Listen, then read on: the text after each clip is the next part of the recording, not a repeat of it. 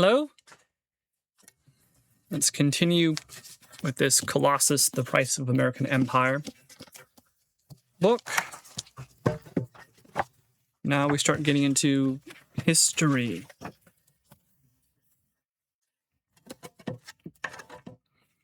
Right? It begins with the claim, "It is commonplace to assume that having been forged in a war of independence against imperial rule, the United States could never become an empire in its own right. Many Americans today would accept the verdict of the historian Rupert Emerson, writing in 1942, with the exception of the brief period of imperialist activity at the time of the Spanish-American War, the American people have shown a deep repugnance to hold both the conquest of distant lands and the assumption of rule over alien peoples." Right, this is the myth of America that the United States tells itself. We are not imperialist. We do not rule the world. We are not powerful. We are not strong. We are gentle and kind, and we don't invade. The very next sentence is, "The irony is that they were no more self-confident imperialists than the founding fathers themselves."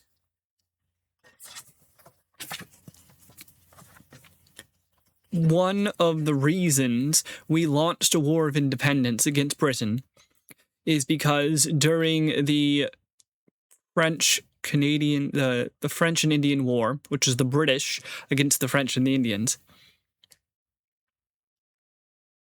part of the agreement the British had, the peace agreement out of winning that war, is that the settlers of the 13 colonies would not go west beyond the Appalachians. And the settlers of the United States did not like that. They wanted to head west.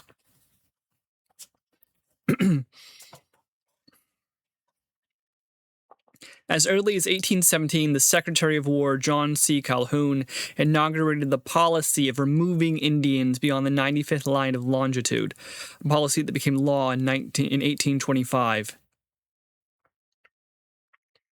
Under such circumstances, the general government can exercise paternal control over their interests and possibly perpetuate their race. In some, the Native American tribes were to be coerced into exchanging their possessions for the possibility of perpetuating their race under their expropriators' paternal control.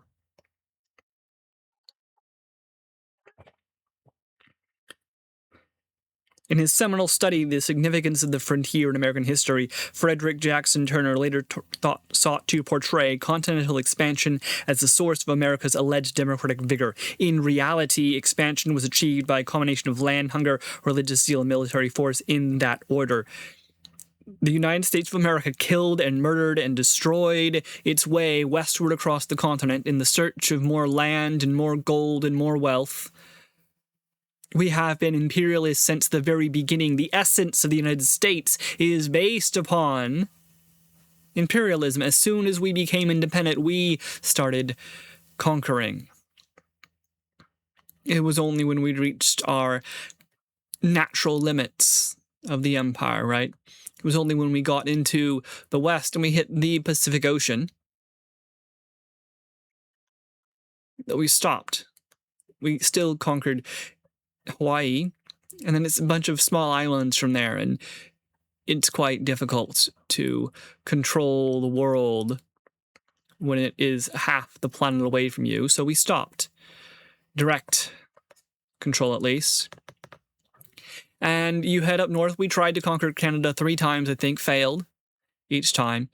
Even today, the President of the United States makes jokes about Canada becoming the 51st state. We assisted in the Texas's independence. Then we joined up with them, essentially, and took part in the Mexican-American War.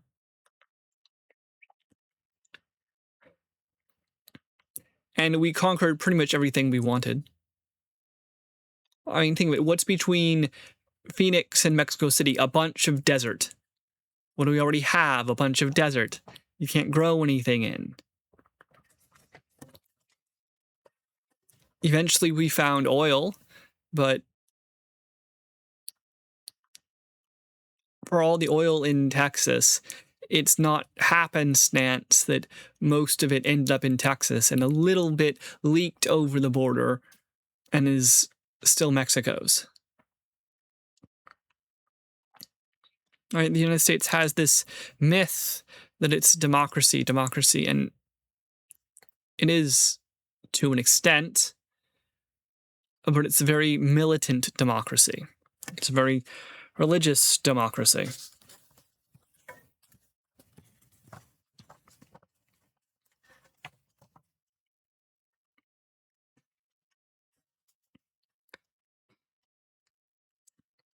The stark reality is that in the first century of their existence under an independent republic, Americans spilled far more blood fighting one another than they had to spill fighting for continental power, right? We killed more people in the Civil War fighting ourselves than we ever did spreading westward, or defeating Mexico, or defeating Britain, or defeating Spain. The weakest part of the United States has always been her internal issues and never an external enemy.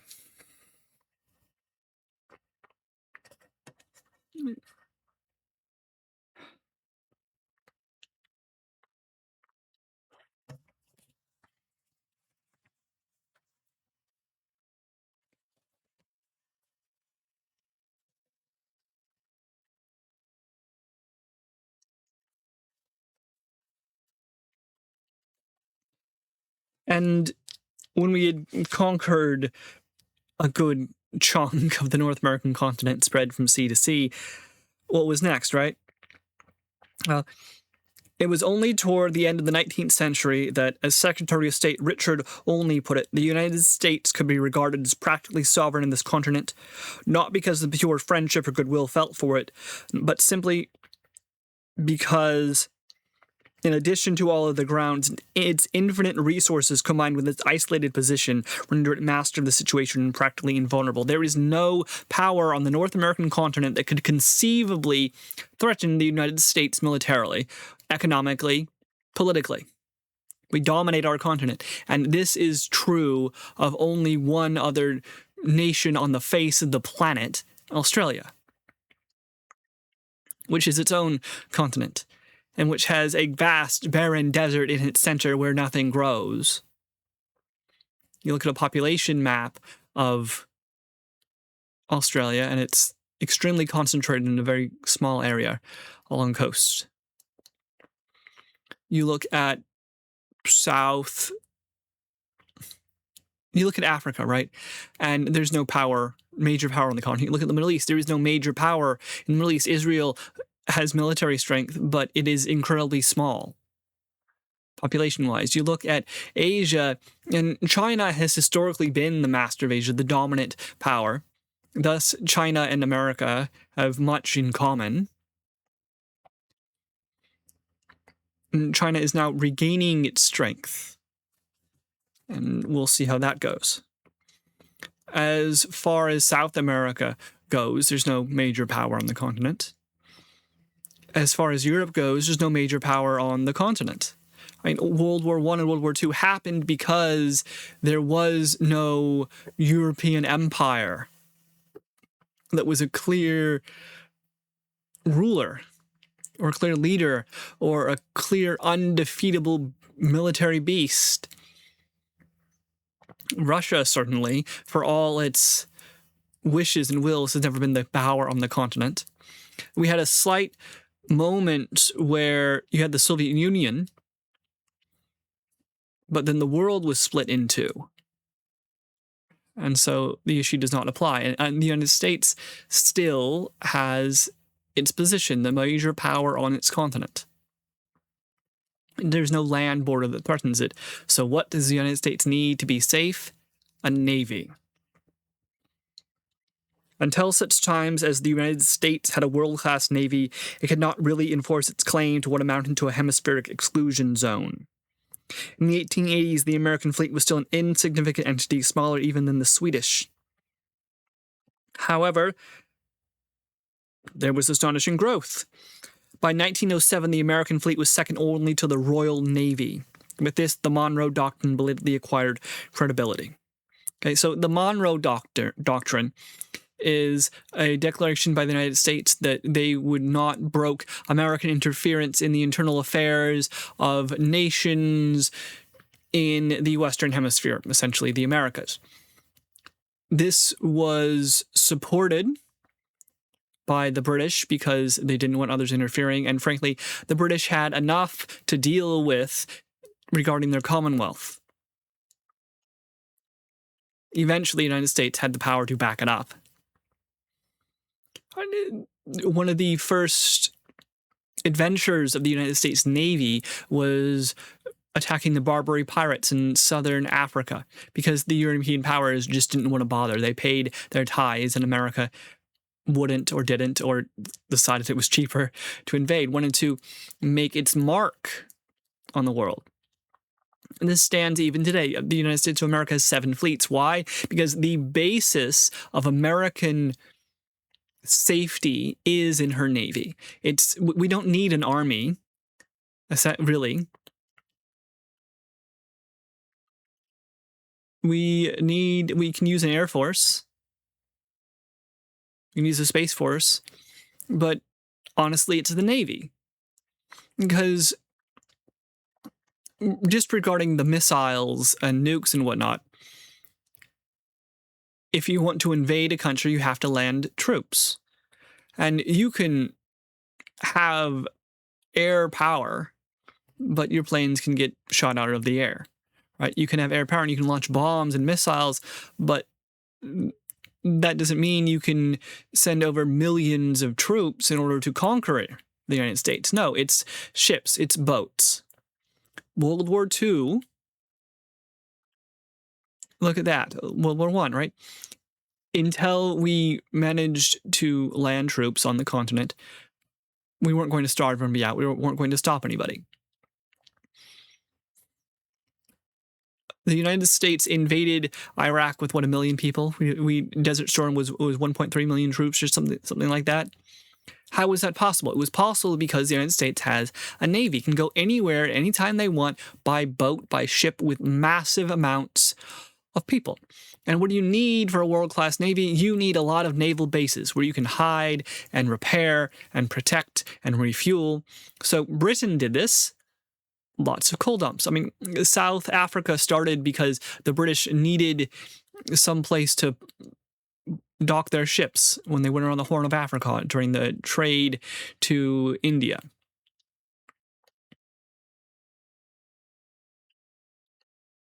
This holds true for the United States today. If the United States has the best navy on the planet, then we cannot be realistically threatened. We can have missiles launched on us. There can be political problems, economic issues, terrorists. But the United States as a government, as an entity, as a people, can't fall. Unless you send nukes over and wipe cities from the map entirely, or you send troops. So, like, one of the reasons we got into Hawaii, as far as I can determine, right, there's not a single better port on the entire planet. Right? There's no more strategically viable port for doing anything in the Pacific besides Hawaii. Lots of other ports are useful.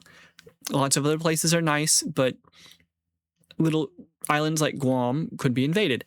Hawaii has several million people on it, I believe.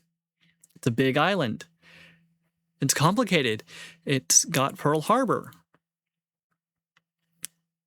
It's the same reason why invading Taiwan isn't so simple as launching a few ships. No, there are millions of people on the island. And if they resist, it takes a long time.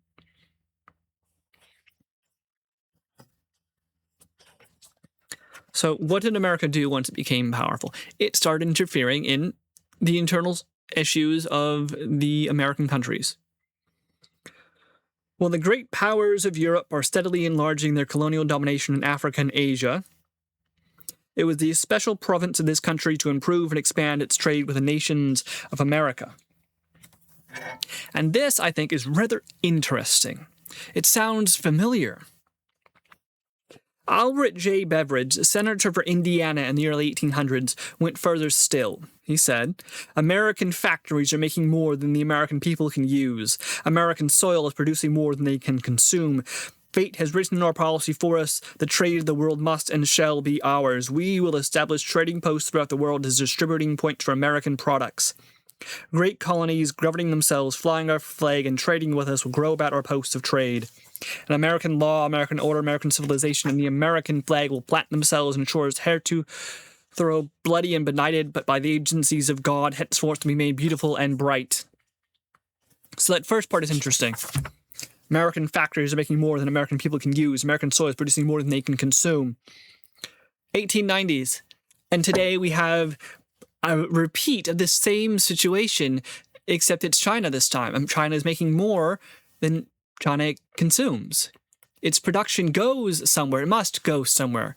And so it does. And China is now interested in expanding its world trade. The Belt and Road Initiative is partially to expand Chinese influence, but it's just as much to expand the Chinese market. Russia and China, for example, have been seeking ports they can use. The United States has been trying to stop this. You have the example in Panama, for example, a Chinese company taking over one of the ports, and America and the United States saying that's a bad idea and trying to push Panama around. Why? Because American naval power is the foundation. If we control the ports, we control the world. If we control the ports, we control the trade. If we control the ports, we control where ships can go.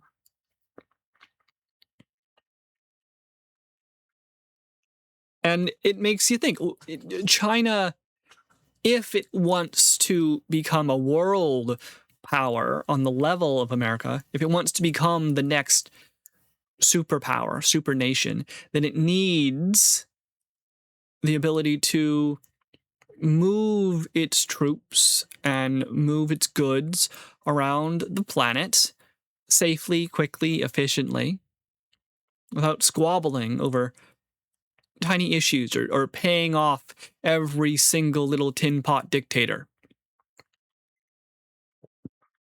and every single pirate group and negotiating it separately with every country in Europe. It would take decades. This is part of the reason why American power has not disappeared overnight. It takes decades to undo the work of a century. Even if we try to do it desperately ourselves, let alone if someone else becomes involved in it. All right, so the first American overseas possessions were islands desirable only as naval bases or sources of guano.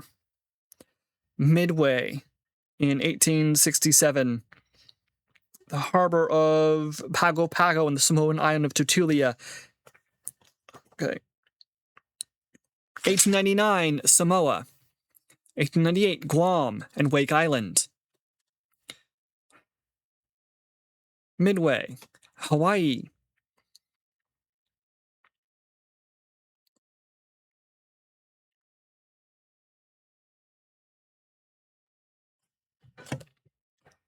And then we did something that's kind of interesting. We took over the Philippines. The United States controlled completely the Philippines for, I think, about 80 years. And they did it in an interesting fashion, right? They conquered it, as in they took it from the Spanish during the Spanish-American War, and then they set in there, and they tried to push the Philippines towards self-rule. At least that was the idea. Right? The idea is this Philippines would become independent, and it was always pushed and pushed and pushed. And this book at least argues that sabotaged the Philippines. Because the Americans are going to leave, and they're going to leave, and they're going to leave. So what's the world going to be like without them? I mean, we left the Philippines, and what did they do? Almost immediately elect the dictator.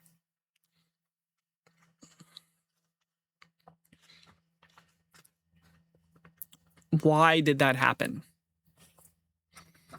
And why wasn't the Philippines the 51st state? Because America had never had any intention of taking it over. But at the same time, the United States didn't want to give it up too easily. We didn't go in, take over the Philippines from the Spanish, and 3 years later give them independence. No, it took a very long time before the United States deigned to allow the Philippines to become independent. And this is crazy. What sort of empire acts like that? What sort of empire takes over a place, promising to release it and then does, and then it never really commits to ruling or controlling it? We have areas like Puerto Rico, Guam, which we control, and yet that aren't full states. Okay. What happened in the Philippines has unfortunately proved to be far more typical of American overseas experience than what happened to Hawaii and Puerto Rico. To be precise, 7 characteristic phases of American engagement can be discerned. 1. Impressive initial military success. We go in, we beat the enemy, we're good. 2. A flawed assessment of indigenous settlement. We think we understand the people who live there. We don't. 3. A strategy of limited war and gradual escalation of forces. We go in, we attack the place. We don't really know what we're dealing with. We think it's going to be calm, but it's not. So we start slowly adding in more forces. Look, more people, more people, more people. That'll solve the problem. A gradual escalation of forces. 4. Domestic disillusionment in the face of protracted and nasty conflict. It turns out if you want to rule a place and control it, and you want to practice limited war, not just burn it all to the ground and start over again, lots of people are going to die. You're going to have lots of bombs and IEDs and terrorist activities going off, and the people back home aren't going to like that. Domestic disillusionment. 5. Premature democratization. We say, you know what? You're good enough. Here, become democratic. You're good. We're out of here. We'll support you a little bit, but you're democratic now. You work, right? Turns out that's not exactly what happens. You can't just democratize the place. You can't just say you're democratic and you're all good and you know how to work out. No. The reason they're not democratic in the first place is because they have their own internal issues and problems they have not worked out. It's not because some dictator took it over and has been ruling it with an iron fist like a king of old. No, it's because that dictator said to some member of the population, I will help you. I'm in charge. Okay? And if I'm in charge, that is good for you. So that dictator has a power base, has some group in the nation that supports them. And the Philippines is bad enough with 100 different dialects. You go into Afghanistan and all of a sudden you've got 50 different tribes. You go into anywhere that is affected by European colonization and it turns out the borders have been cut up willy-nilly. So now you've got cross-border issues. You know, someone in the... Look at the Kurds, for example, who have people in Syria and Turkey and Iraq and Iran. And I'm like, look, it would have made sense 100 years ago to say, you know what, Kurdistan, make a country, there you go, it's one tribe. And you still would have had problems and issues. But you split them up, it's even worse. Now you got cross-border back and forth. And not even just your own internal issues. So... 6. The ascendancy of domestic economic considerations. The United States realizes it costs us a lot of money to keep staying in these places overseas. 7. Ultimate withdrawal. We go back home. Maybe we have a base that gets left behind. Maybe we get a few hundred soldiers. Maybe we send people to train and so on. But for the most part, the United States goes in, blows up a bunch of buildings, takes over the place, says you're democratic now. Turns out democracy isn't quite working out yet. We get out before it really turns bad. The whole thing turns bad. If we're lucky, the place normalizes. If we're unlucky, we get a civil war in Syria for 12 years. If we're unlucky, we have bombing runs in Iraq. If we're unlucky, we get Afghanistan. If we're unlucky, we get Cuba. And the argument of this book is that it's not unluckiness. It's that America isn't willing to stick to its guns. America isn't willing to sit there and just say, we control this place. Or we're going to decide how it works, how its institutions are set up, and so on and so on. And America also doesn't go in and say, okay, you attacked us, we're going to attack you, we're going to kill your dictators or whatever, and then we're getting the hell out. No, we go and we're half-assing it. We're saying you're going to be democratic, but our side of democratic, but also we're going to pander to some of your own internal issues and problems and disagreements and power bases and revenge fantasies and whatnot. But we're going to get out. Like, I promise you, one day we're going to get out. Like, we're only here until you get yourself together. What does that mean? That means that these countries, Americans come in, Americans say they're in charge, and you know the Americans are going to leave. So you just keep fighting. You keep blowing up places. You keep being a terrorist because you know the Americans are going to leave.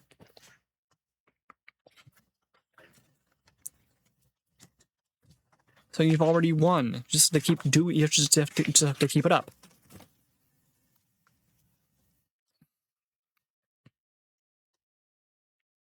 Right. There was an alternative to formal European-style imperialism. The decision to grant the Philippines political freedom was part of that alternative, although not commercial freedom. The United States still controlled the markets of the Philippines. Instead of occupying and running fully fledged colonies, the United States could instead use its economic and military power to foster the emergence of good government in strategically important countries. Initially, that meant not just pro-American government, but also American-style government. The development of this new approach to empire, which had something in common with the British notion of indirect rule, owed much to the presidency of Woodrow Wilson. Right? What's the idea? The United States is the power behind the throne. The United States helps you continue to exist, right? The United States decides that there's an internal civil war of some sort going on in this country. We're going to support one side. As long as we continue to supporting that one side, that side is in charge. That side is in control. That side is friendly towards us. We'll give you money. We'll give you weapons, but we'll trade with you, but you got to follow our rules. You got to work with our military. You got to exchange information with us.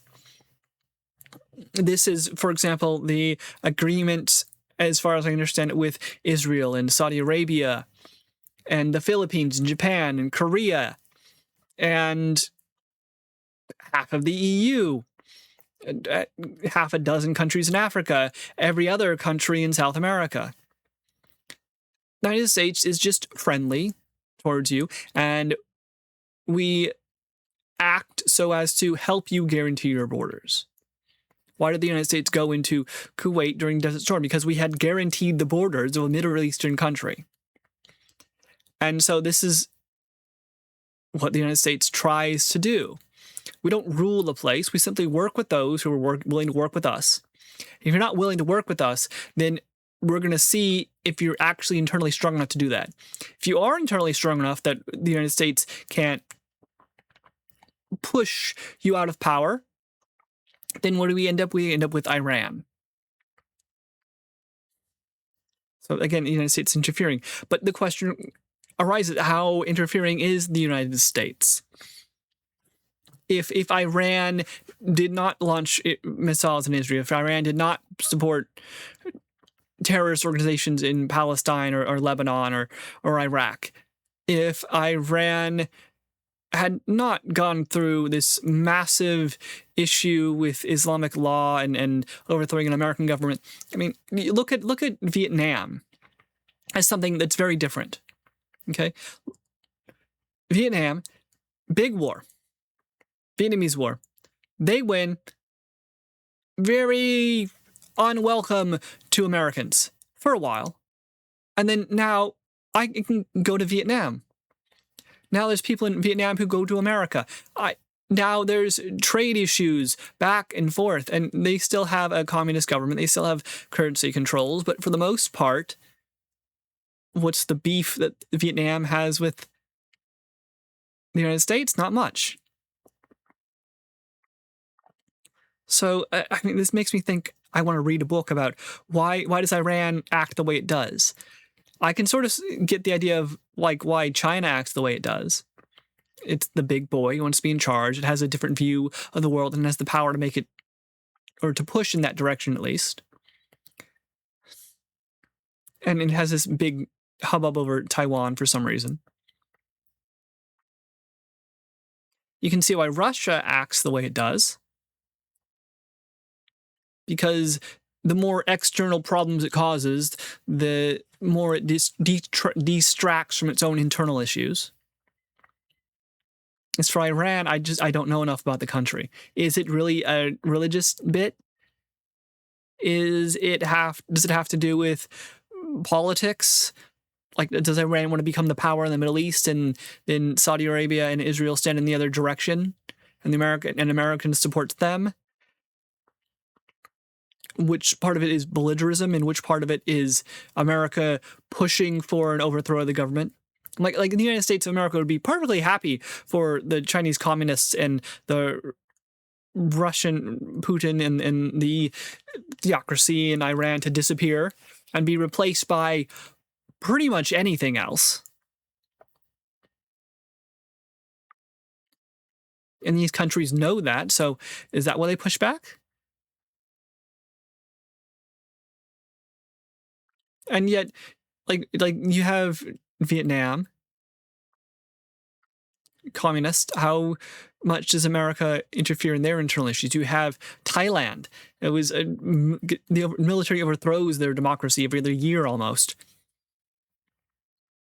How much does the United States interfere in that? You have all sorts of issues in Africa. How much does the United States interfere? And is this really the question?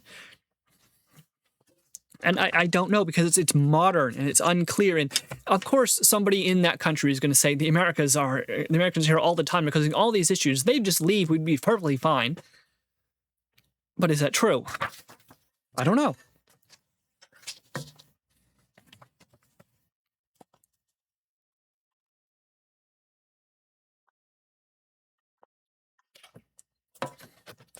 Okay. And it's interesting. I'm trying to look at the American history here, right?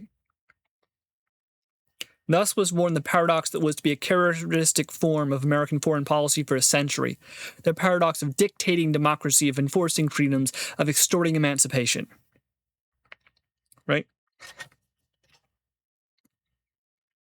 The U.S. Marines had been sent to Colombia in 1885 and 1895.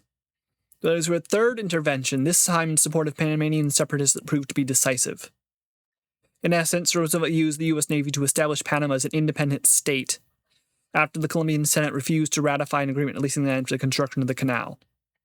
Within 90 minutes of the secessionist coup, the United States formally recognized the Republic of Panama.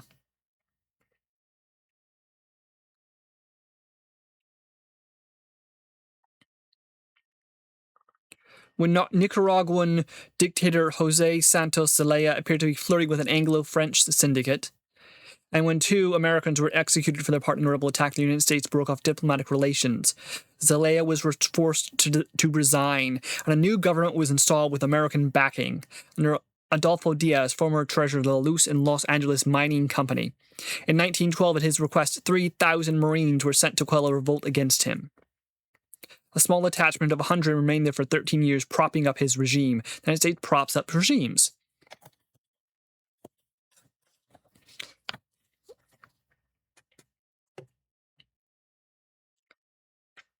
Senator Orville H. Platt's amendment incorporated in the Cuban Constitution in 1902, which gave the United States the right to intervene if necessary for the preservation of Cuban independence.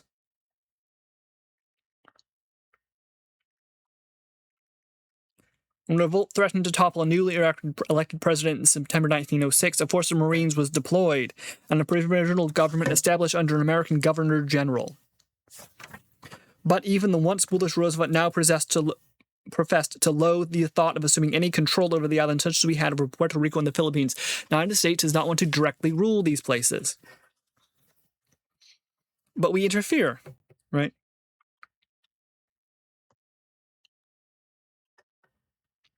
The Dominican Republic was placed in a comparable condition of political and economic independence, just short of outright conquest. To the west, in neighboring Haiti, the story was similar. Between 1900 and 1913, the United States dispatched small detachments of troops no fewer than 16 times, but still the island's politics lurched from crisis to crisis. There were no fewer than 6 presidents in the 4 years from 1912 to 1915, and Haiti today is a waste of gangs, 13 times between 1900 and 1913. The United States dispatched small detachments of troops trying to shore up a government. Thus began a history of spasmodic intervention in Central America and the Caribbean that has continued to the present day. Mexico, Venezuela. We've been fighting drug powers in those areas. We used to ally with all sorts of South American governments in order to fight against drug cartels. But the book has something interesting to say about that. As policy, it has been, to put it mildly, disappointing.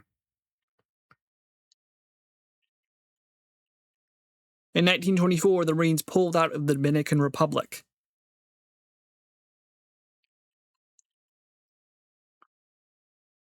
In 1934, the Platt Amendment was effectively torn up. All that survived of American control over Cuba was a Guantanamo Bay base. That same year, Roosevelt pulled the American troops out of Hawaii, too.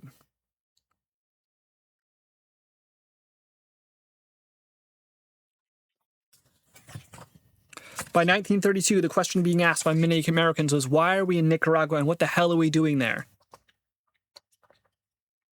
In January 1933, the last Marines were withdrawn.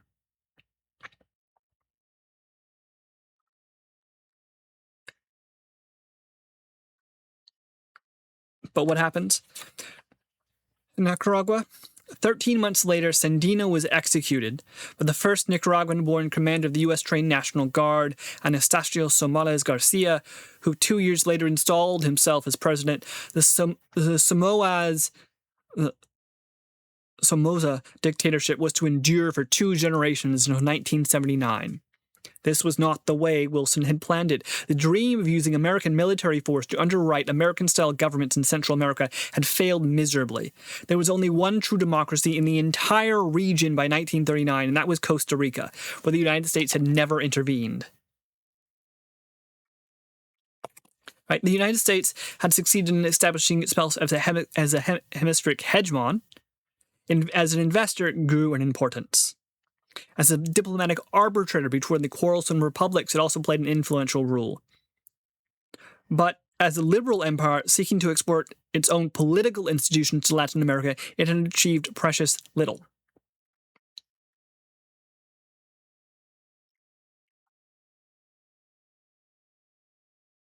The most damning verdict of all in American policy came from General Smedley D. Butler, the most decorated Marine of his generation, in an article he wrote for the magazine Common Sense in 1935, where he says, "I helped make Haiti and Cuba a decent place for the national city bank boys to collect revenues in. I helped in the raping of half a dozen Central American republics for the benefit of Wall Street.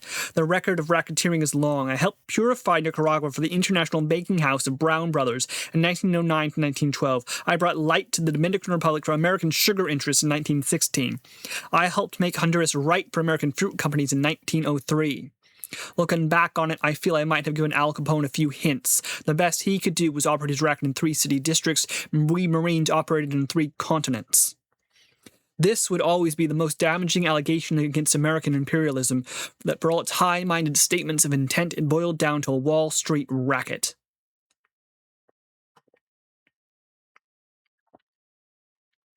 It's all about trade. It's all about selling people something.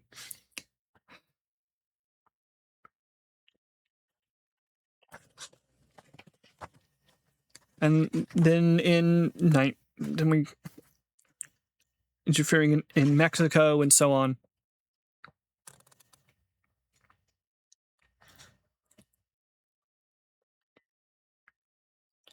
And yet we still seem to be failing over and over again.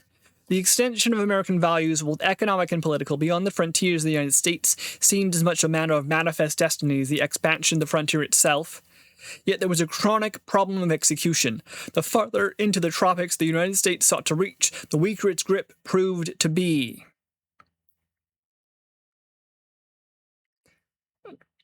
Cuba, Nicaragua, Mexico, Dominican Republic, and Haiti. We prop up governments, but the will to make them permanent components of a greater American republic turned out to be lacking. Hawaii and Puerto Rico alone were retained. not least because they were the most docile of the candidates for colonial status. The rest were offered a combination of sermons about political and fiscal rectitude and occasional military raids.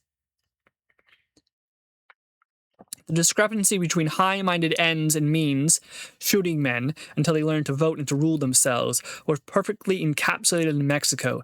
The antics of General Pershing as he galloped around Mexico in an obsessive pursuit of Pancho Villa resembled nothing more than a burlesque of Melville's Moby Dick without the final climactic confrontation.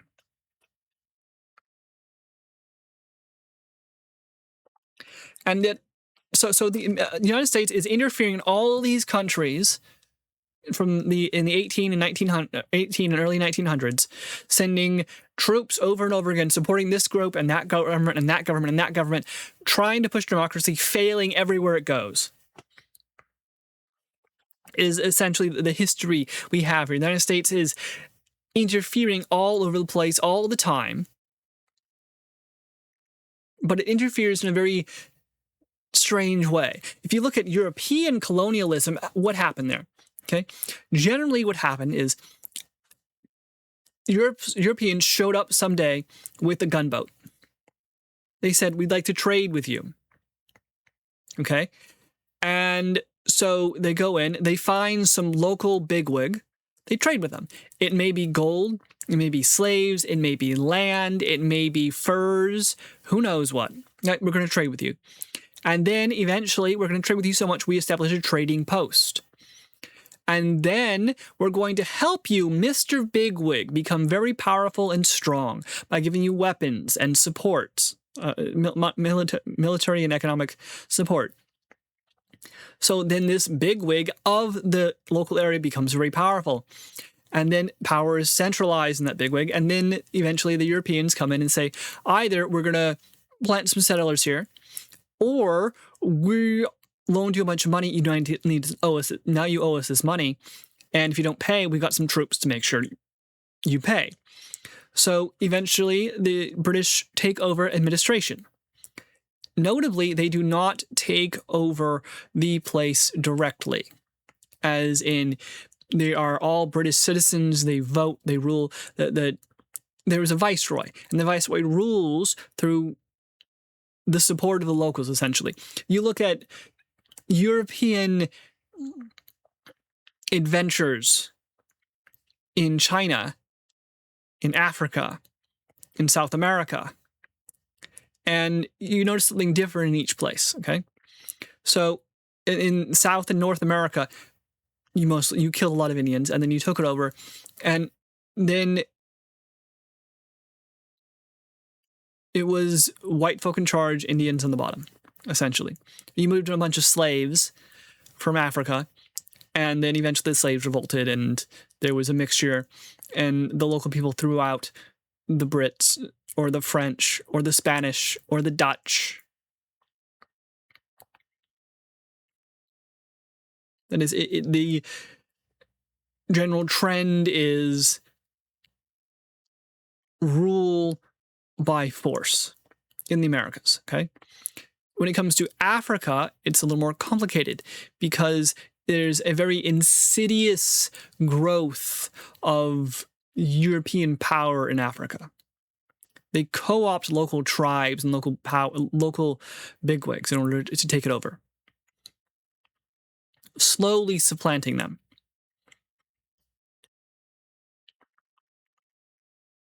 And then in China, it becomes even more interesting, as I understand it. Again, I'm no expert in this, but as far as I get it, the British established trading posts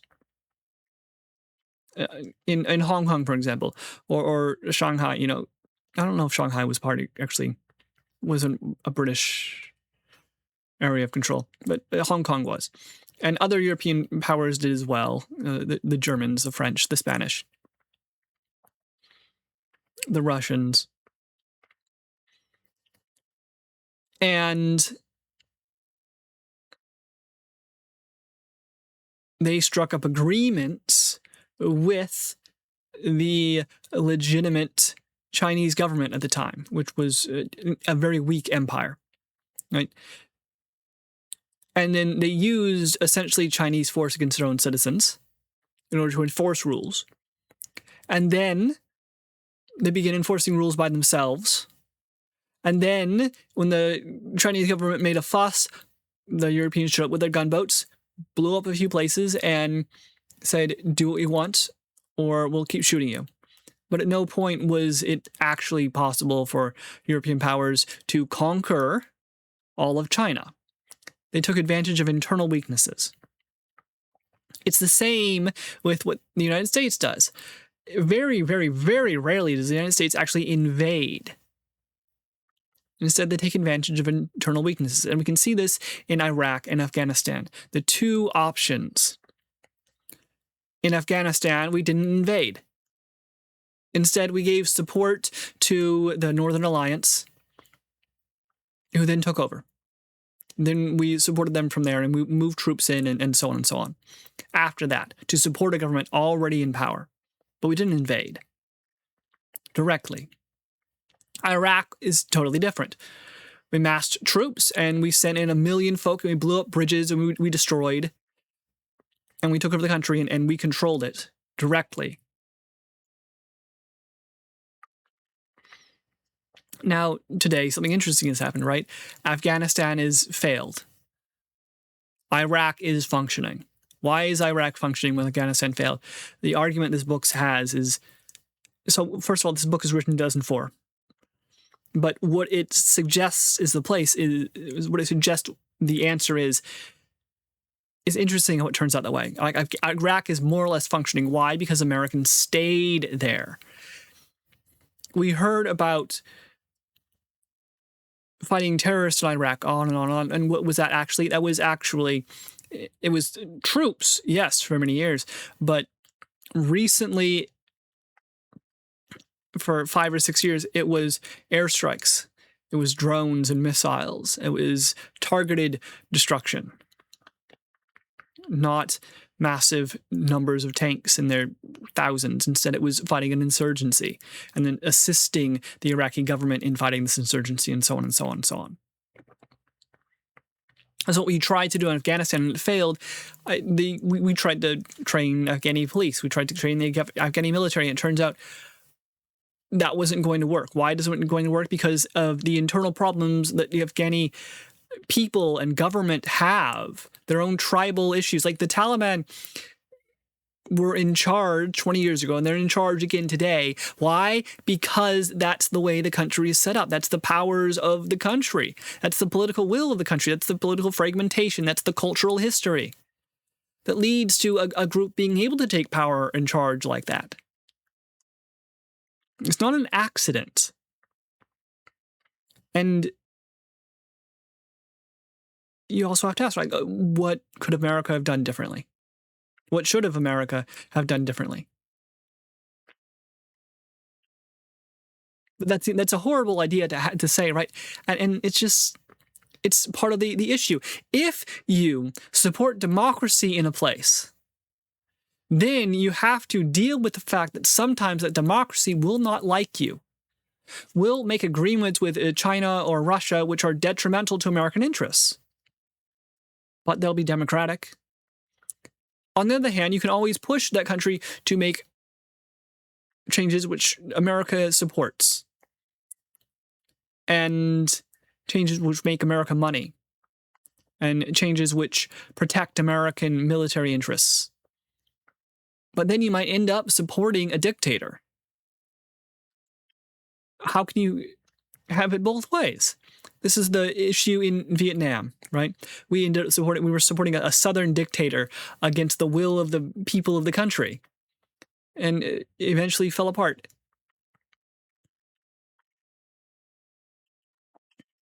And yet, in Taiwan, we supported a dictator, and they transitioned to democracy. In South Korea, we supported a dictator, transitioned to democracy. I'd like to look at that in a more interesting fashion, because I can understand how Japan ends up being democratic, right? We go in, we basically restructure their entire government and land and ownership system and whatnot.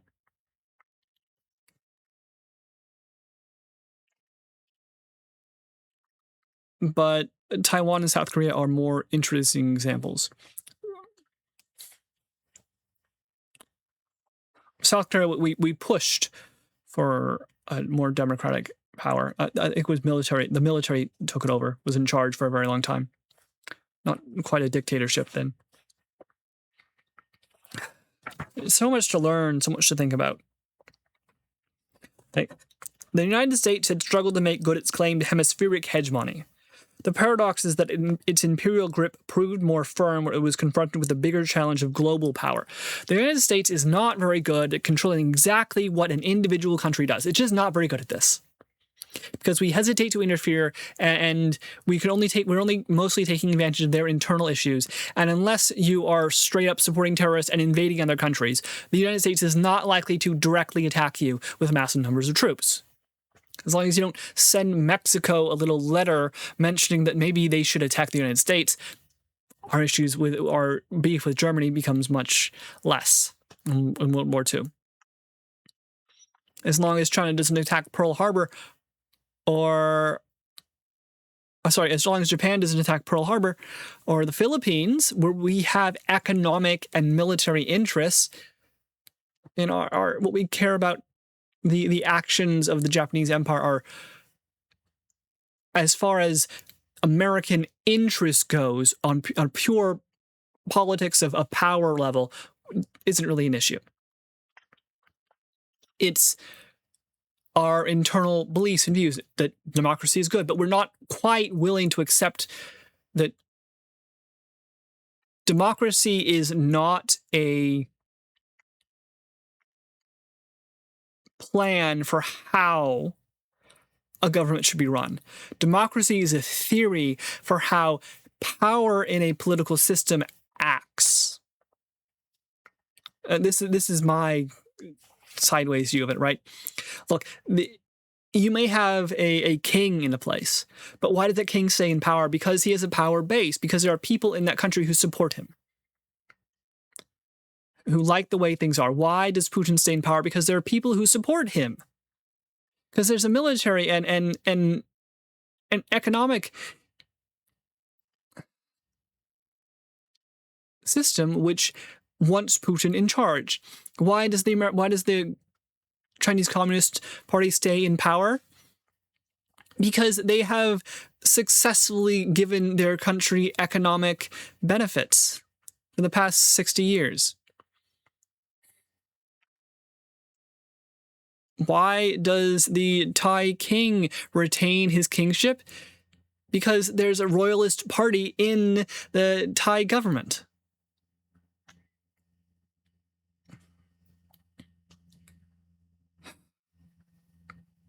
Why is the United States still a democracy? Because the people want it to be a democracy.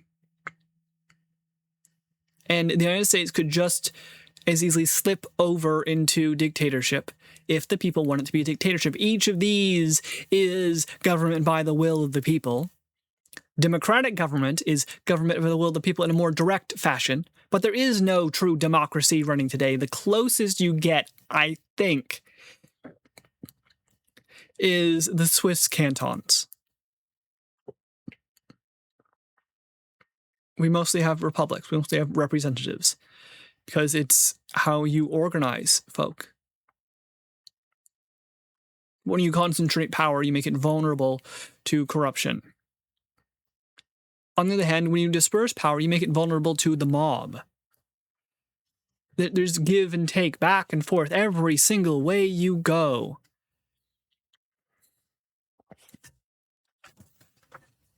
Okay, so how does the United States act as an imperial power in a global system? We don't control exactly what the government does. We just exert enough influence on all the governments to push things in the direction we want them to be pushed, right? US dollar, reserve currency, what does that mean? It means we can kick you out of international funding. We can make it very expensive for you to sell your oil.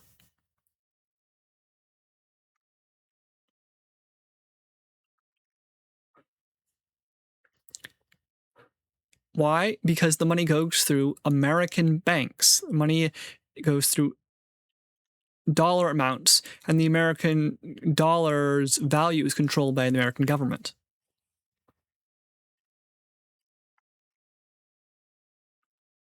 You can launch attacks in other countries, but straight up invasions on mass levels are very difficult, because the United States will supply the country being invaded, if it's friendly, with guns and ammunition and money. And that doesn't mean we're standing in Ukraine with millions of troops fighting side by side. It just means that we're supporting someone who is friendly towards us. And by friendly, we mean amenable to our suggestions. We mean not likely to attack us. We mean someone who has decided that they don't need a navy or an army or nukes because the Americans have them. And the Americans are very, very happy to keep this going. Why are we defending Europe? Why are we part of NATO? Because we would much rather fight over there than over here. Why is America the power in NATO? Because America is safe. Because America is this giant reserve island off the coast of Eurasia, which is almost impossible to attack, which can marshal its forces in safety, which can produce outside of the range of missiles and bombs and airplanes that the Russians or the Soviet Union or the French are going to use. If China attacks Taiwan or China attacks Japan, the Americans will be there to defend it. Why? Because we'd much rather the fighting take place over there in the next 2 years, or the next 5 years, than on American shores in 50 years or 100 years. We don't want to be battling over the island of Hawaii. Much, much easier to battle over the island of Taiwan or the Battle of Japan. And what's better is we don't even have to battle over the sovereignty of these places. We don't even have to defend them. We just have to make it so the people can defend themselves. It's much, much, much cheaper to say to the government of Japan, hey, we're going to put a naval base that we're going to use to protect you, and you got to pay some money for the upkeep of this naval base. Much easier to say to Germany, hey, we're going to put some troops in your country, and you're going to have to pay to support some of these troops, instead of just doing it all ourselves. And we have to defend ourselves anyway. We'd have to have a military anyway.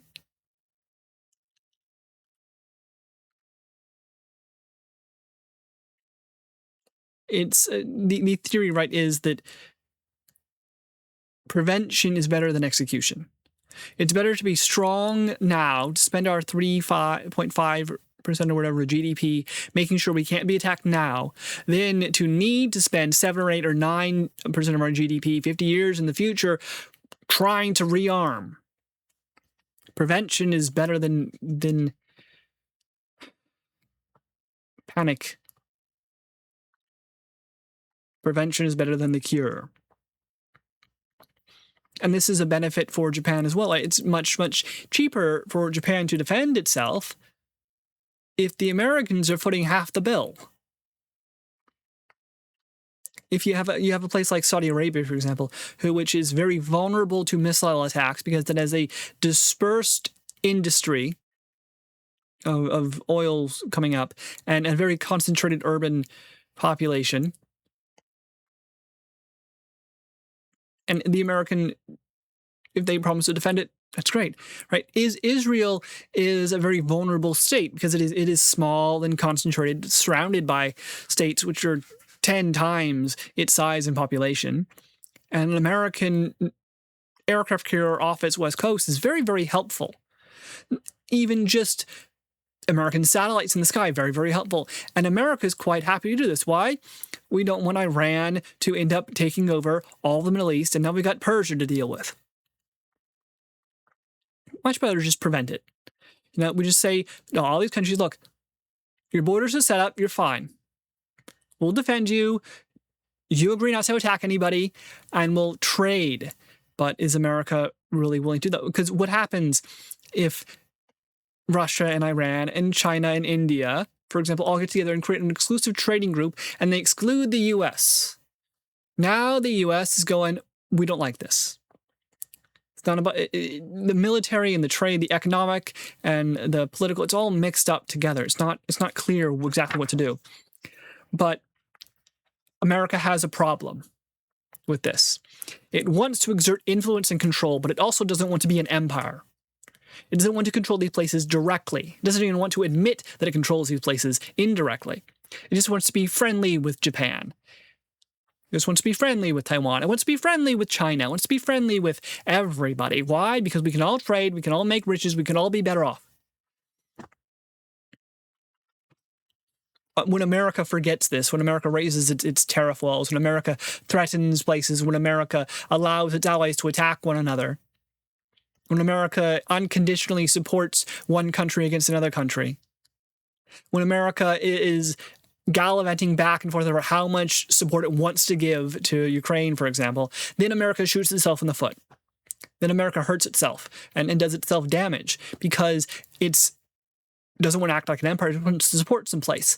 But when these places have internal problems, now you have to decide to support one side or another. Now you're interfering, and now you're involved. And part of the issue, right, is how much American support does so-and-so government need in order to stay in power? If America decided to not support Israel at all, what would happen to the Middle East? We don't know. We don't know if there would be nukes flying. We don't know if the Palestinian problem would be fixed. We don't know if Saudi Arabia and Egypt will launch an attack, or if they'd all come to an agreement to launch an attack on Iran, for example. We don't know. Nobody knows. Much easier to stay safe and keep things where they are. Unfortunately, individual countries often have different ideas. And when America lets them do this, or America decides to sort of not really make a decision on what it wants to happen and isn't willing to really stay for the long haul, then bad things happen as far as American interests are concerned. Right. It might be said that two calamitous events helped turn the United States from hesitant dominance of the Americas to what has sometimes been called globalism. World War I and World War II. It turns out that all these countries fighting overseas caused damage to American interests. They cause refugees to come over. They cause these countries to become very belligerent, and they might think they might want to threaten America, right? Germany had plans to attack the United States of America, and America's like, oh my God, you're on the other side of the planet. We don't have anything to do with you. Why are you threatening us? Right? Japan is attacking Pearl Harbor, and America's like, why are you doing this? Just take Manchuria, be happy with what you got. You just keep pushing and pushing and pushing and pushing, and now we have to do something about it. America woke up to the realization that the world is growing smaller and more connected. It's not just the Western Hemisphere they have to worry about. It's not just Mexico and Canada or Britain. No, it's every single country on the entire planet. Why? Because every single country on the entire planet can now build ships and rockets and planes and support terrorist groups and build a nuke. And you only need one nuke on one missile to go off in the middle of Los Angeles for this giant problem to be an issue. So America has a very, very, very vested and very strong interest in making sure that countries don't get nukes.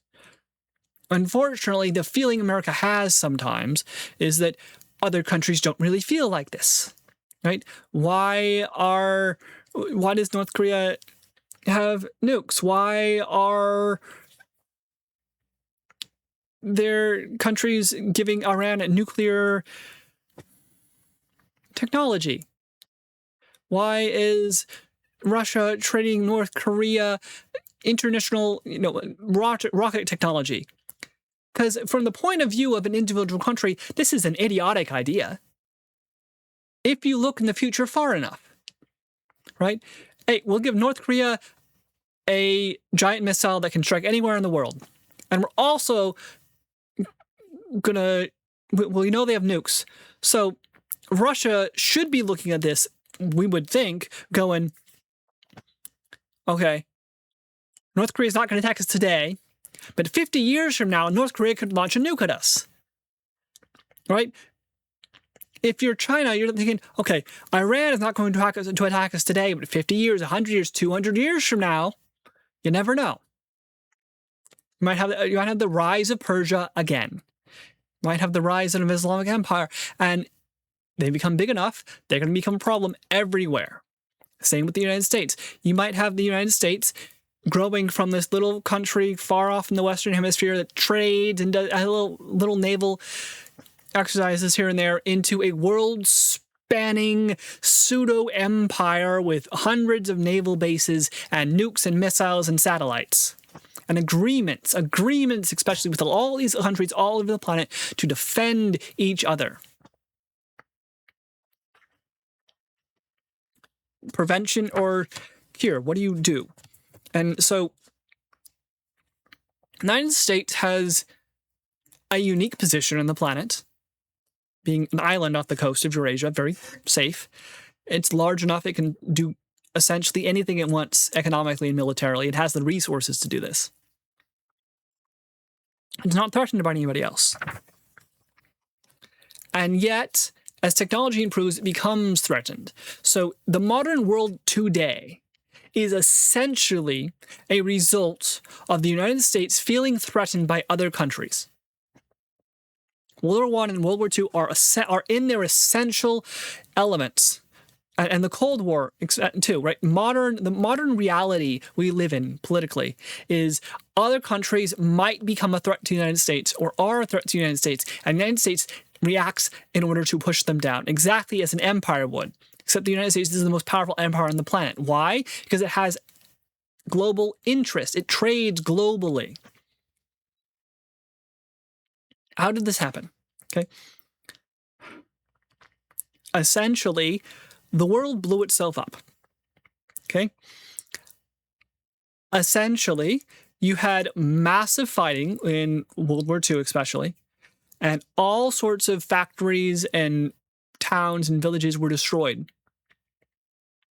All sorts of money went up in flames. Giant inflation happened. And the United States was unaffected by this, more or less. Okay? United States, its production remained, its navy remained, its technology remained, its money remained. And after World War II, the United States became the world superpower like this. And then all these other countries, all these other small countries looking at the Soviet Union, who was an aggressive, expanding empire, and they were going, oh my gosh, we need something. We need some protection from the Soviet Union. And who else is there? There's nobody else left except the Americans. So America gets put in this position of being a superpower, and it's not even sure of what it wants. It wants to just be friends with everybody, but these countries keep insisting on not being friends. And then you have communism, and you get the Red Scare. Even today, the America is still riddled with this argument back and forth about the evils of communism, the Red Scare, the evil Chinese, the evil Russians, or the drug gangs and whatnot, right? It's the same story. There's some insidious, cancerous growth of politics or money which is threatening American interests. And we live in a world where America wants to say it's not an empire. We live in a world where America wants to say, let's just be friends. And we live in a world where America is just like, if you stupid countries would just stop attacking one another, if you countries would just be democratic and not have your internal squabbles, and not evolve into civil war and not try to commit genocide upon your neighbors, we wouldn't have half the problems we have today. We could just be trading. But in a world like that, America becomes less important. America becomes less powerful. America does not have an empire in a world like that.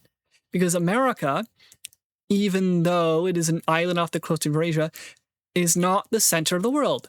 It has not been the center of the economic and political world. Why is that? Historically speaking, it's because of population.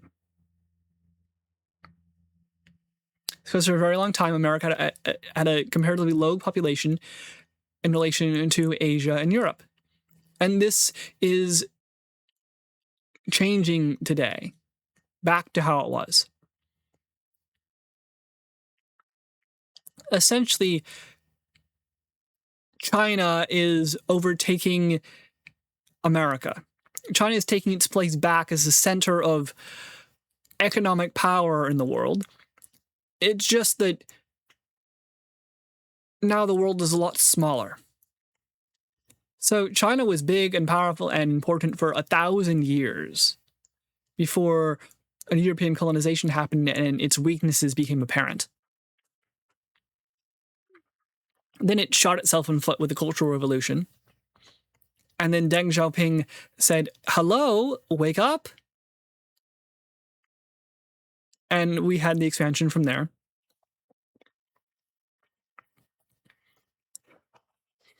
Europe, fabulously wealthy, high level of population in the United States, but it decided to turn socialist, and this cuts into its economy. So Europeans, generally speaking, are happier, are happier, healthier, have healthcare, have a better retirement, work fewer hours, and have better quality of life than Americans. But they're not as politically or economically powerful. America works more hours.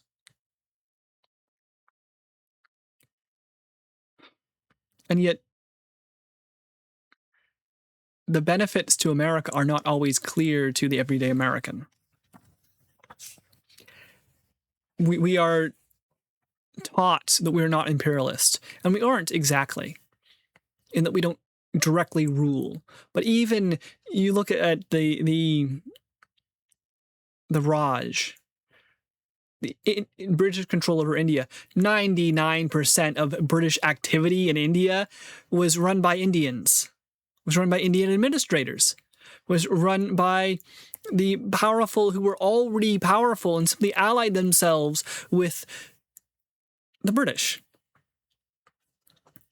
In the Western Hemisphere alone, can it actually be said that that colonialism conquered through straight rule?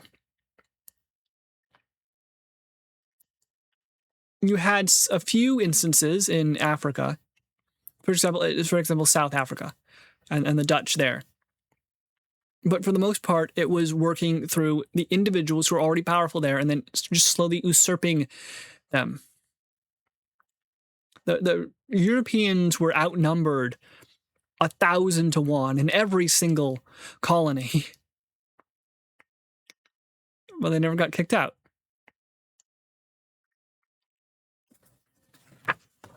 It's just it's one of those bits that's always surprising, I think, to modern folk.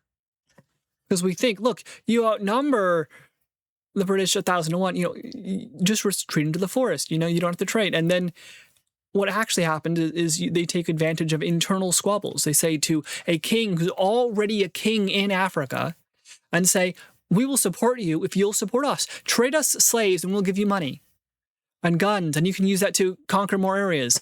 And now they become dependent upon British power. You look at North America, and all right, the British are going to trade guns to the Indians, but in order for those guns to work, you need gunpowder, you need bullets. And who has that? Who makes that? Who produces that? The Europeans. So now you have a dependent activity going on here. Now you need this British support. And if there's internal squabbles in your country, the British can always, or the French or the Germans or whatnot, can always switch to the other side and take over that way. Why did the British, or why did the European, I'm saying the right, but why did the Europeans not conquer Ethiopia for the longest time? Because it was a unified country. Because the rulers of Ethiopia were smart enough to go, wait, if we let the Europeans in, they'll never leave, and then they'll become the kings eventually by overthrowing me. Ethiopia only fell once Italy showed up with planes and to conquer it by main force, and there are very few instances of that. It was a change in technology that made the difference.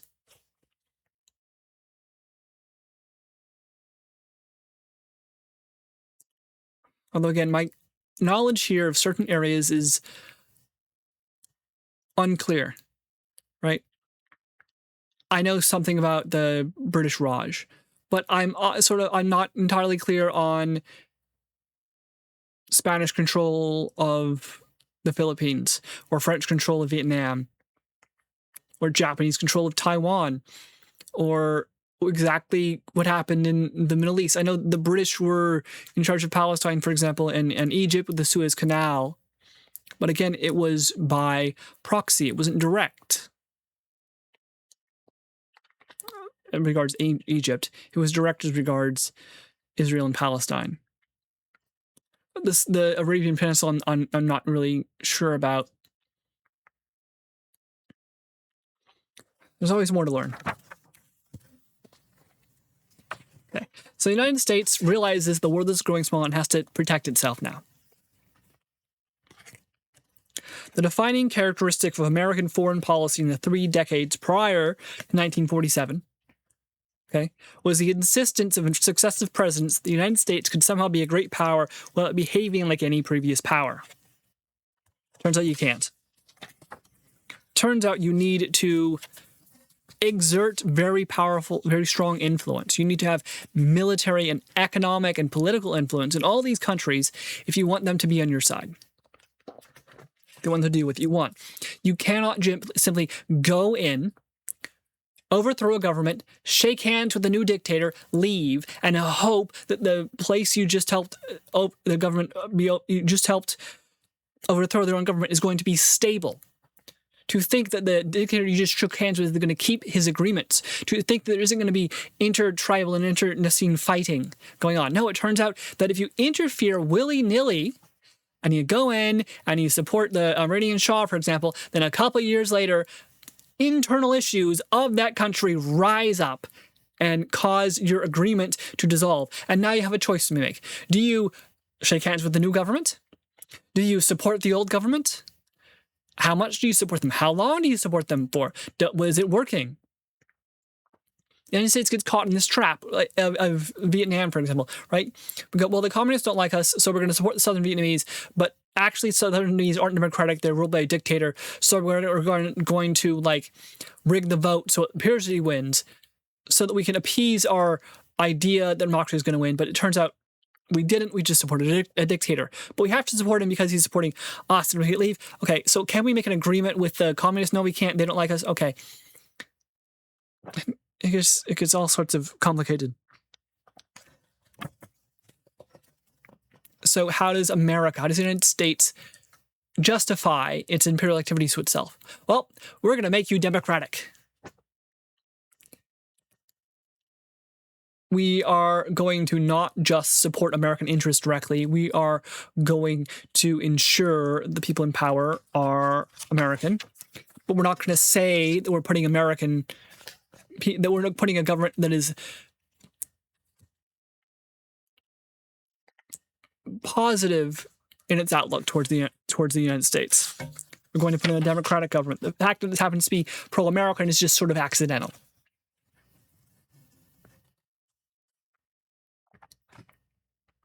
Right? America doesn't want to be colonialism. It doesn't want to be a colony. It doesn't want to have colonies. The colonial system means war, Franklin Roosevelt told his son in 1943. Exploit the resources of an India, a Burma, a Java. Take all the wealth out of those countries, but never put anything back into them. Things like education, decent standards of living, minimum health requirements. All you're doing is storing up the kind of trouble that leads to war. When Roosevelt briefly visited Gambia en route to the Casablanca Conference, it struck him as a hellhole. Colonialism to him seems synonymous with dirt, disease, and a high mortality rate. So, what is American colonialism like? Okay, we're going to go in, we're going to make you democratic, and we're going to educate you.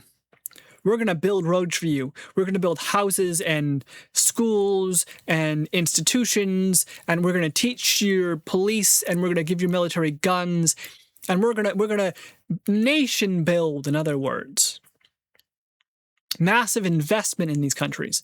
And what the argument is essentially, what the book essentially argues is that works. That's a good idea. You don't go in and you exploit the resources of these places indiscriminately. No, you go in and you make them very strong trading partners, right? Right? The United States, or a good economic policy, okay, is to have many, many trading partners. It is not a good economic policy to have all these trading partners be dirt poor. They can't buy anything from you. You can take resources, you can take gold and silver and so on and so on, but you're not going to grow wealthy, okay? You're going to end up like Spain. Spain fell apart because it took a bunch of silver from its colonies and never developed trade. So once all the silver was gone, it turns out that Spain had spent all of it on unnecessary things, and it couldn't hold on to its own empire. It was taxing its own people to hold on to Colombia or Brazil or Argentina. Okay, not Brazil, Colombia or Argentina, so that it can get silver, so that it could pay its own people to get more silver, right? There's no growth opportunity here. On the other hand, if I'm trading you stuff and you're trading me stuff and we're trading back and forth and we're slowly going richer and richer and richer, both of us, right? Now, the United States, like, China has to be very careful when it sends its production out, when it overproduces. Because let's say you mail really cheap cars and you sell a car to everybody on the planet, and now all the car making companies you have are out of business. And you experience a massive economic crash because you have nobody to sell anything to. You produce something, but if there's no consumption, the whole thing falls apart. And the argument this book makes is that America tries to do that, but it just doesn't have the attention span. We're just too dumb. We're just too short-sighted.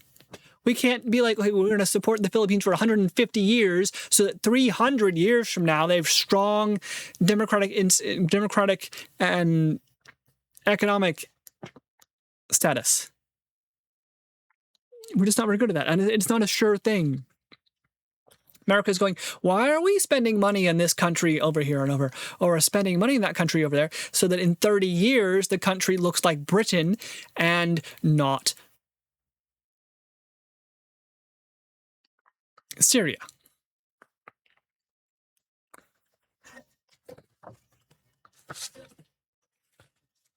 But we're not very good at that. We tend to get out too fast. We don't spend enough money. We aren't actually dedicated to these instances. We're still struggling with the old idea of send in the gunboat, get the gunboat out. It doesn't work.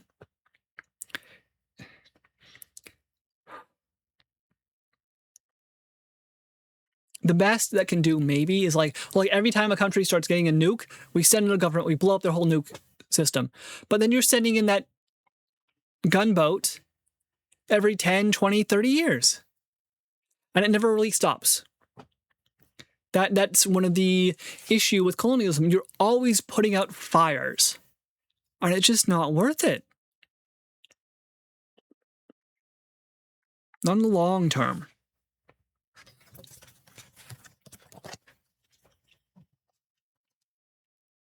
Right. In two countries, the American lived up to their expectations: Japan and the western zone of occupied Germany. Indeed, these stand out as the two most successful cases of American imperial rule at any time.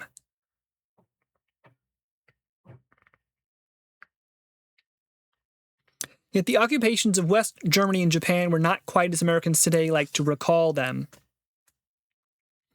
Under different circumstances, the usual incoherent and half-hearted pattern of American intervention seen before in the Philippines, the Caribbean, and Central America might very well have repeated itself. We wanted to get out of Japan. Okay, this is very interesting what it talks about. Okay. It talks about the Japanese occupation. It says, all right, it turns out it was very, very, very expensive to occupy Japan because we had to send a bunch of, hundreds of thousands of troops over to Japan and keep them there. And we had to pay those troops to stay there in Japan. That's very expensive. So what we were hoping is that the Japanese government would pay for this. The Japanese government would have some war reparations from the Japanese government. Turns out, Japanese government is totally broke. Turns out half of Japan was firebombed to the ground. Turns out Japan doesn't have any oil. Turns out Japan was based on its military and we destroyed all the ships. Turns out Japan has a bunch of returning soldiers who need employment or something to do, otherwise they'll just overthrow the government. So we have two options. We have three. There's three options. One, get the hell out of Japan. We beat you up, get out of Japan. What happens? We get Germany again. We're gonna have a Hitler. Exactly. We're gonna have Hitler in Japan if we leave Japan immediately. Because Japan's gonna be poor and it's gonna have a bunch of military experience, it's gonna be humiliated, and no one's there to direct it or control it. So what happens? Extreme right-wing crazy crackpots are gonna pop up and take it over, and you're gonna have the militaristic Japan again. So we don't want to leave Japan immediately. We got to fix it in the clinical sense, right? We got to neuter it right here. Otherwise, it's going to turn around like a rabid dog and bite us again. We're going to have to nuke it again. That's a bad idea, okay? 2, we can keep paying for our troops to stay in Japan. We can spend hundreds and millions and billions of dollars paying our troops to stay in Japan doing whatever they do. Great. We're paying for peace, essentially. We may as well just keep going at war, right? We may as well deal with the war with fighting Japan in 30 years again anyway. It's going to cost the same amount of money as keeping troops in Japan for 30 years on a peacetime level. What's the third option? We make the Japanese pay for it. How do we make the Japanese pay for it? We need the Japanese economy to grow. So that's what we do. Pour a bunch of money into Japan, make lots of agreements, share technology, make it peaceful. Same in Germany, in West Germany at least, right? All right, we saw this in World War I. We blew Germany up. Then we demanded massive reparations from them. And then we had Hitler. Okay, so if we leave West Germany, we're going to have Hitler, or the Soviet Union is going to invade. We're going to have that problem. So what do? We decide to spend a bunch of money on Germany. The Marshall Plan, right? Send West Germany a bunch of money. Boost their economy, right? And then help get them to pay for some of their own defense. That's the idea. It didn't work in Afghanistan, though, right? We're trying to boost the economy. Good luck. Iraq's a little bit better off, but the idea is you go in and you fix a place. This requires that you stay for a very long time. It is no accident that almost,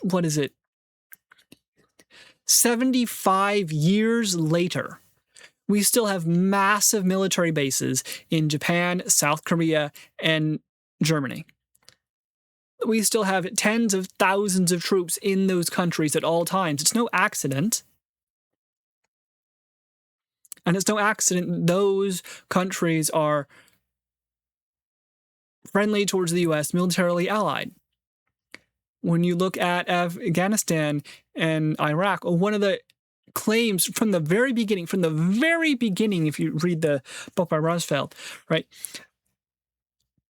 is that we did not put enough troops into Iraq to actually control Iraq.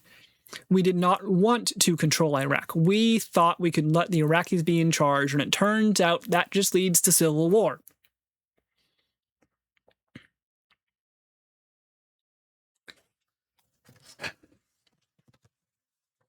It's the American conundrum, right? The achievement of the American occupation of Japan and West Germany, most often emphasized today, was the extraordinary economic recovery both countries enjoyed. In neither case was this an outcome the occupiers originally intended. On the contrary, the initial plan was to weaken their economies and impoverish their peoples. Right? The idea going in is we're going to take over Japan or South Korea or Vietnam or wherever it is, and we're going to make sure they can never threaten us again. Turns out you can't do that unless you're willing to pay a lot of money to keep troops in there eternally. Unless you're willing to deal with the issues of a people trying to self-rule or trying to create their own economic interests, you can't rule it, right? It's like the Spanish consistently raising prices on like silver mines in Argentina. It turns out that you raise taxes so much that you actually impact the ability of those silver miners, of Argentina itself, to become wealthy. So they start evading the taxes like crazy because they're just trying to make money. They're just trying to make a living. They're just trying to improve their own lives. So right, the tax issues that we think of just generally, that applies to places you control as well, right? Because look, you could go in and you could overthrow Iran tomorrow, let's say. You go in, you overthrow Iran. Let's say you go in and overthrow Russia. What is in its place, right? You're not depopulating 100 million people. 100 million people are still there. You're just overthrowing their government. And now what takes its place? Is it going to be something radical? Is it going... If it's something you directly control, then you just have to spend a lot of money to do that. And how do you get your money back? Well, either you take all the resources out of that country, or you help that country grow to become an economic powerhouse by itself so that it can be allied with you. So that it sees we do not want to go into a fight because we're rich and we don't want the Americans to bomb all our stuff. But if we're poor and we're living in caves, a la Afghanistan, we don't care if the Americans bomb all our stuff, so we may as well fight them. And, the economic and the political and the religious and the independence movements. And you also have to deal with interference from outside countries, right? Is Pakistan interfering in Afghanistan? Is India causing problems in Afghanistan because that causes problems for Pakistan? Is Iran supporting somebody? Who's Russia supporting? Is China supporting somebody? This group or the other group? And I'm just naming one country. You look at Syria. What is Turkey doing? What is Israel doing? Right? What is Iran doing? What is Iraq doing? What is, France doing? What's Greece doing? Who knows? Maybe there happens to be a big Dutch company or a big Mexican company there. Now they're involved. The world gets smaller and smaller and more entangled. And you try to just be friendly with people. You try to have a very simple answer for what you do as an imperial empire, and you don't. In theory, and in most of history, empires acquire foreign territory in order to collect rents of some sort, whether by taxing their inhabitants or by extracting natural resources. In practice, American occupations tend to cost American taxpayers money, at least to begin with.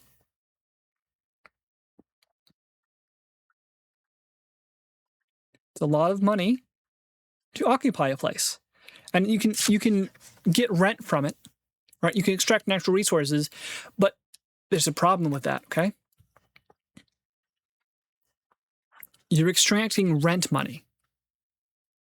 That is not how you become rich. Now we go back to the book, the 21st, what was it? Monetary policy in the 21st century, and so on. Capital in the 21st century, that was it, right? It turns out that trade is a whole lot better at making money than rent. Venice was rich because it traded. Europe became rich because it traded, not because it extracted gold and silver. Spain extracted a ton of silver from the New World and ended up dirt poor because it's just money and it flows through your hands like sand. It's the trade, it's the continuation, it's the agreements, it's the relationships, it's the increase in technology, right?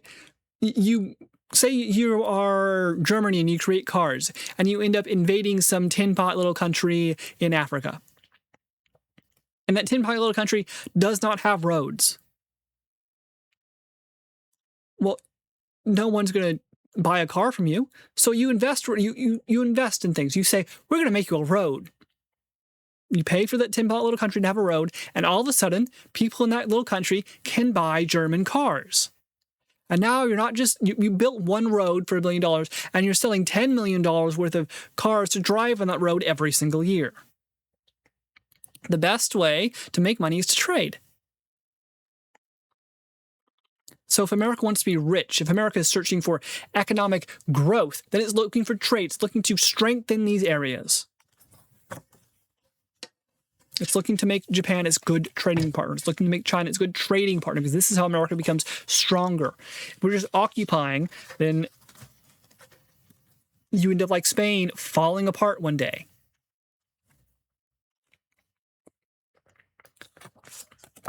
But America is still struggling through this, okay? America isn't really quite sure. America just ends up like doing this accidentally, right? What was planned did not happen. What happened was not planned. This was not so much an empire by invitation as an empire by improvisation.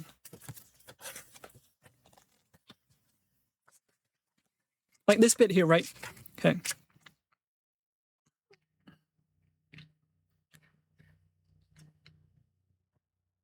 So you have MacArthur, the American general. This military engineer in Germany, Lucius D. Clay. Joint Chiefs of Staff. And this is interesting. So this is Clay, who took over for Eisenhower as military governor of the U.S. occupied zone. Clay, believed that the government of Germany should at the very earliest practical moment pass to a civilian organization, but until this was possible, he argued it was the job of the State Department, not the U.S. Army, to run the occupation. And this bit here, this sentence here, until this was possible, it was the job of the State Department, he argued, and not the U.S. Army, to run the occupation. This is the exact same stupid-ass story that I read about in Rumsfeld's book regarding Iraq. The Army and the State Department aren't sure who's supposed to be in charge of this new country. They don't have no idea who exactly is boots on the ground person you should talk to, running through the money, and responsible for making sure that this country turns out democratic and rich and safe and nice and friendly towards America. We just don't know. I'm reading about this in Western Germany in 1947, and I'm hearing the exact same idiocy from the top, just not knowing what on earth we're doing, not actually having a plan for what we should do after the war, in the middle of Iraq and Afghanistan. 60 years later, it's the same story, and that's what this book is trying to point out. It's the American attention span. We like to go in and fight, then get out, and it turns out that's a stupid way to run an empire.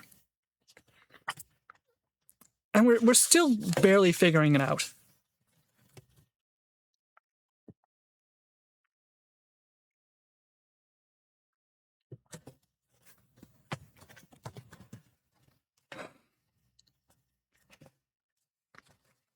Because it turns out if you go in and you disrupt the political processes of a country, then you leave, you are inviting radical movements in that country to rise up, because there's a power gap and there's no one to fill it. So the book is saying that the Americans should go in and fill it, or at least that it is in the interest of the world for somebody to fill it. I don't care if it's the Chinese, I don't care if it's the Europeans, but just allowing Afghanistan or Iraq or Syria or whatever to descend into chaos is no good for anybody, because chaos spreads.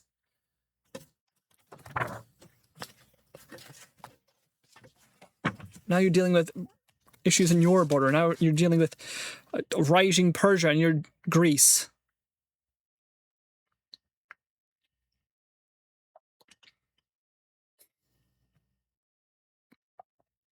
But America is still unsure of this. America is just not quite willing to stand up there and say, this is the world we're going to make, and it's important that it be this way, and we're going to be in charge until it works out, or we're going to accept the democracy, however it turns out.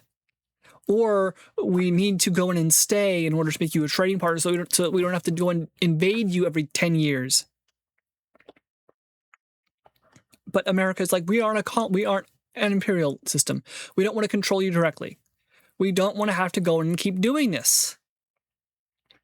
As long as you agree to follow American rules, which benefit American economic policies. So this is one of the problems we have. If you are agreeing to American rules over economics and military usage, then this benefits America, of course. The question is, does it benefit the countries besides America as well? If you are Cambodia and America says, follow these rules or we'll beat you up, then Cambodia has two options, right? Follow the rules or don't follow the rules. If you don't follow the rules, the Americans beat you up. And they'll come back every 30 years and beat you up again. If you do follow the rules, then America benefits from these. So what America needs to do is enforce rules that benefit the country on the other side just as much as they benefit America. America needs to find mutually beneficial rules, a mutually beneficial system. This is how American power continues. And part of the reason we have problems today is because the previous existence of the Soviet Union acted as the counterbalancing force. You had to pick one or the other. Or you had to try to play one or the other against each other. Now you don't have to do that. Now you can do your own thing. Now you can sort of ally with the EU and also have some relations with Israel, and maybe it's different relations with China, different relations with Russia, and sometimes you negotiate with Iran, sometimes you don't, and maybe you're involved in a slight war in Africa. Maybe you buy a port in Colombia or Argentina, or you make loans to Chile. And Greece. A multipolar world is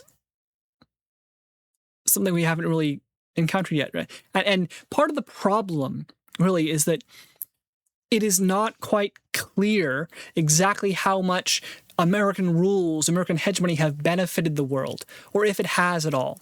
Would the world be better off if America was not a superpower? It was not a superpower, or would the world descend into chaos immediately? Or will the world just slowly grow poorer?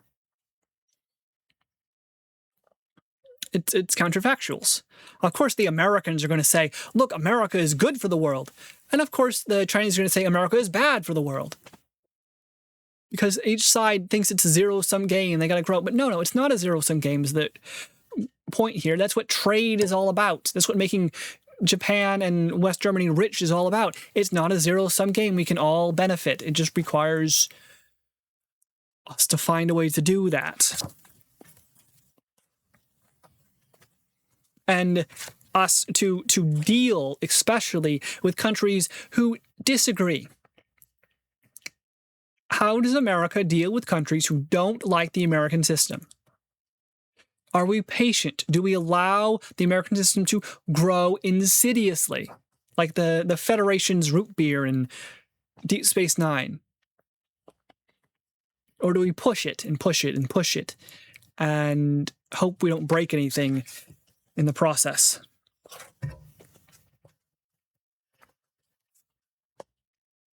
Right. It has often been said that American aid boosted growth by instilling confidence. But equally important may have been the confidence instilled by the continued presence of American troops and the integration of the two countries into the new American structure of security treaties.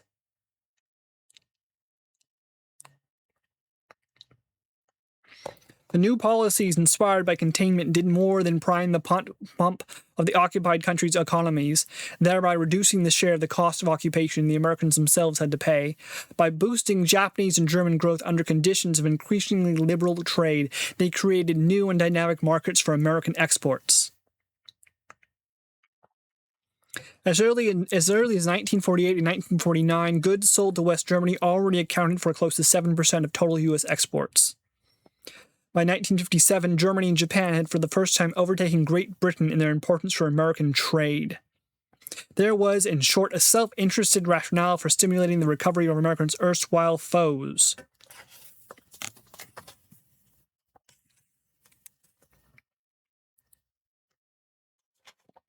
Okay. But why did America become so rich in the American system? Despite accounting for just 6% of the world's population, the United States produced nearly half the world's total electrical power and held roughly the same proportion of the world's monetary gold and gold-equivalent bank reserves.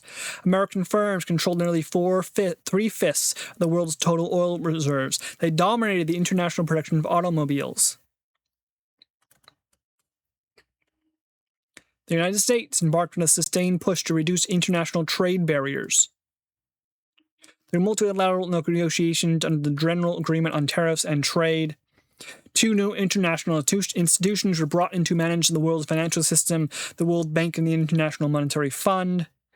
But the essence of American hegemony was the preferential treatment of American allies when it came to the allocation of loans and grants of aid.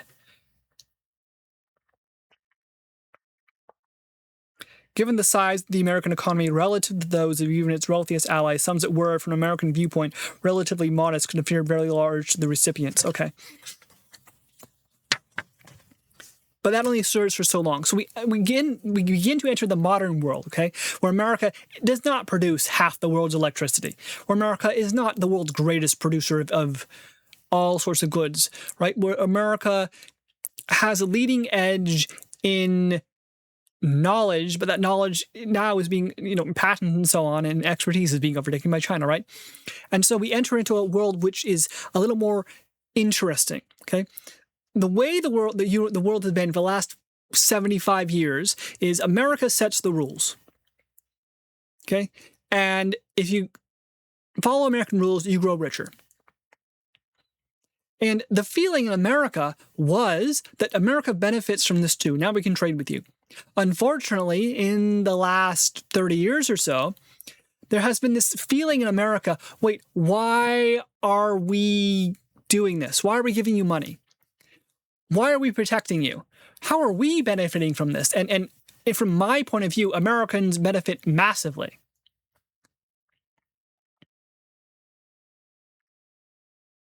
Because we still have the stock market, because we still have Wall Street, because we still produce all sorts of things, because we still are the world's policeman, because we are the largest arms exporter and so on, right? Because we have these great colleges and universities, because people from all over the planet come to America in order to work and grow and make great lives and make money, make us money and hire us and offer us opportunities and so on. But America feels, the general person in America, I think, feels that they've gotten poorer and it's harder and harder to get a job or buy a house. And so we try to go, well, we need to focus on America now. We need to stop spending money on the rest of the world. Well, if we stop doing that, then America gets weaker. No, we have to grow with the rest of the world. We have to work with the EU and with China and with Japan so that we both benefit. Otherwise, the entire system falls apart, right? If the American system fell apart tomorrow, China's economy would go into a tailspin. And so would America's, and so would the EU's, and the entire system would fall apart. Everybody would be poorer. But the American system is not going to continue like it has been. And part of this issue is internal American politics, right? American issues about withdrawing are mostly pushed by the fact that economic disparity in America has been growing, that the rich are richer and the poor are poorer. That is, internal American economic and political decisions impact the course of the entire planet. Now, China or the EU could work together and decide to continue the way the world going the way it is, but each of them has their own problems. The EU is slow and cumbersome. China is trying to make rules that benefit itself, but China can't move too fast. China can't break the system too much, or else the entire thing falls apart. It just wants to modify it slightly to benefit Chinese interests instead of American interests. Until one day China falls apart too. So I like.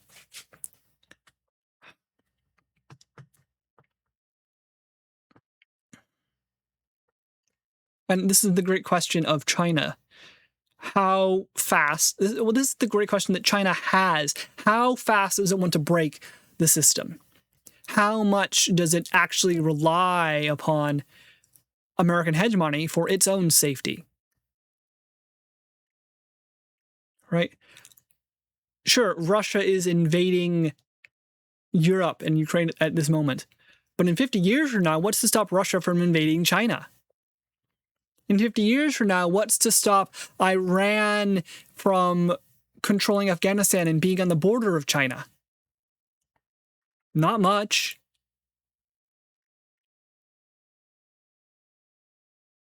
Not much except the Americans. And if the Chinese want to take that over or to protect themselves, well, it turns out the world is a very small place. And you're going to have exactly the same problem that the Americans had. They had to act, otherwise they're threatened and they're poor.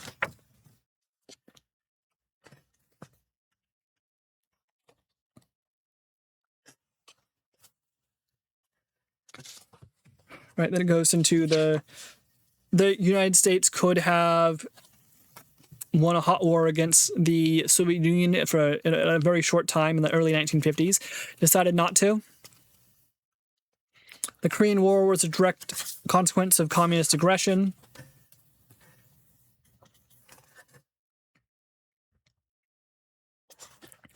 Douglas MacArthur was a political issue.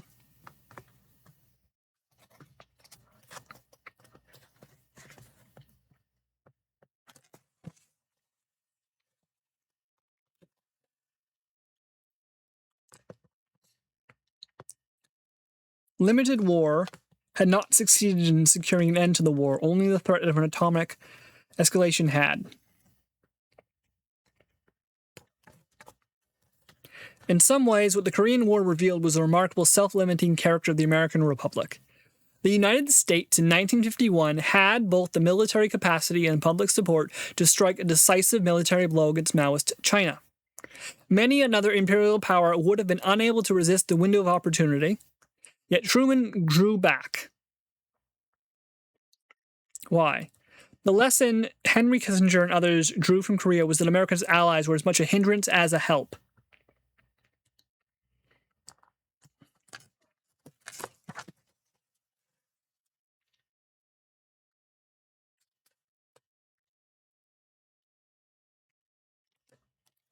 So then you run into part of the other issue with being an imperial power. In a world where you work with allies, sometimes those allies have their own ideas about what to do. Okay, France is famous for this.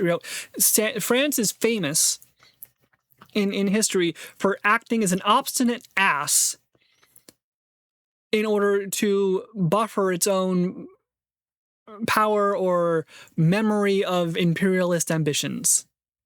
Okay, de Gaulle left NATO at one point, for example. You have French interference in North Africa. Vietnam is a consequence of French stupidity.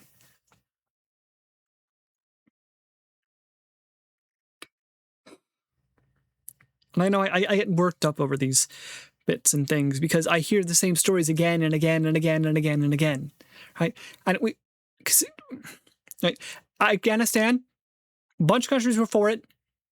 Iraq, not many countries were for it. America goes in by itself, and there's international condemnation. And so what does the United States do, okay? And this is the part of the issue of invading Iraq, okay?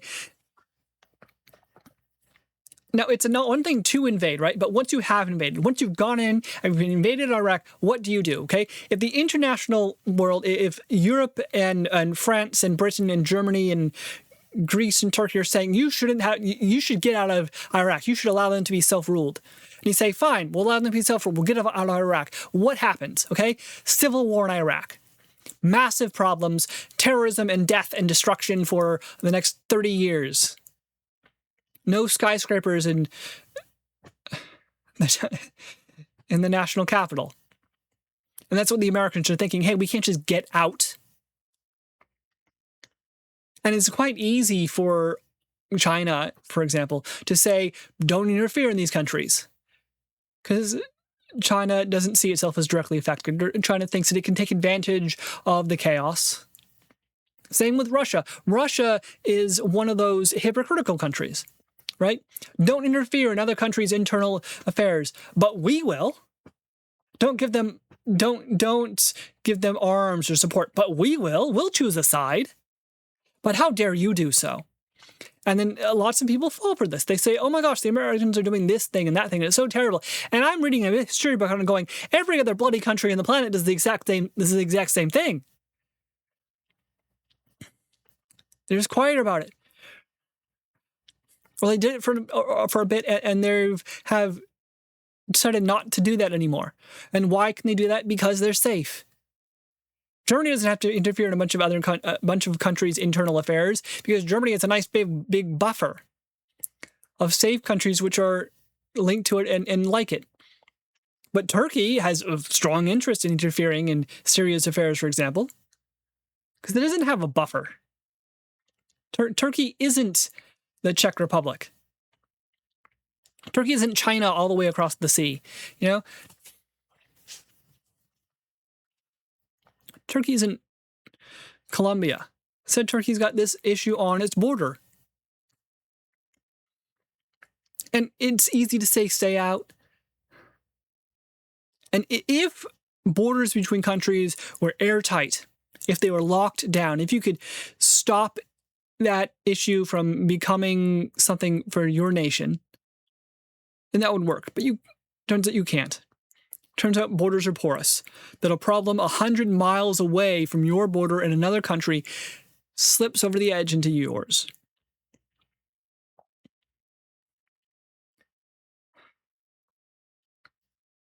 We were reading about in that terrorist book about Palestine, the PLO. Well, part of the reason that the PLO accepted the Oslo Accords is because the PLO had managed to piss off every other country in the entire Middle East. Because the PLO would end up in a country, then it would start doing terrorist things in Israel, and then it would start needing money, and then it would start internal influence in the internal politics of the country it was a guest in. And that country would have enough and would kick it out. The PLO would go somewhere else and somewhere else and somewhere else until they ran out of places to go.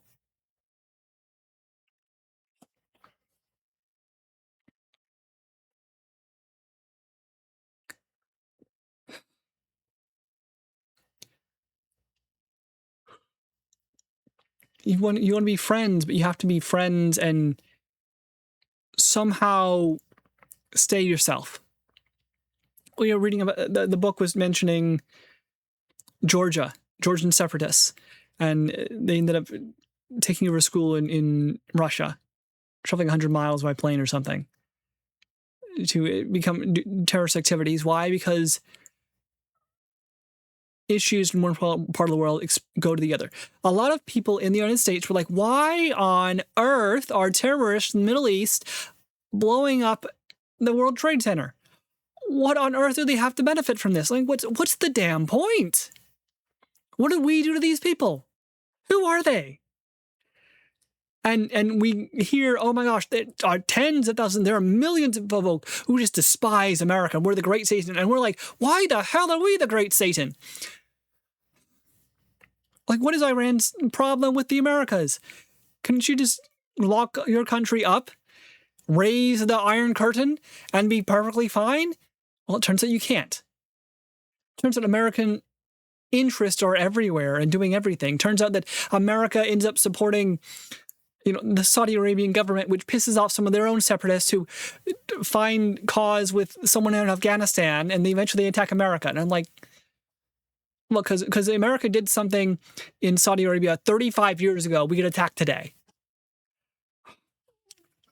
right? And you want to say, well, maybe if America just decided to become isolationist, maybe if America raised its own Iron Curtain, but what would happen then?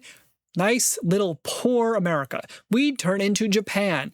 Someday a great fleet from the wide world would show up at our borders and say, open up or we're going to blow the gate down. Isolationism weakens a folk, weakens a people. We don't grow as fast as the rest. If the Western Hemisphere closed itself off, maybe it's big enough to do this, but one country isn't. If the United States retreats entirely from the Middle East, supports none of those countries, well, what happens? Is there a power vacuum? Does Persia rise? Does China or Russia or the Soviet Union, right, take its place? It's unclear. The world is unclear. That doesn't help.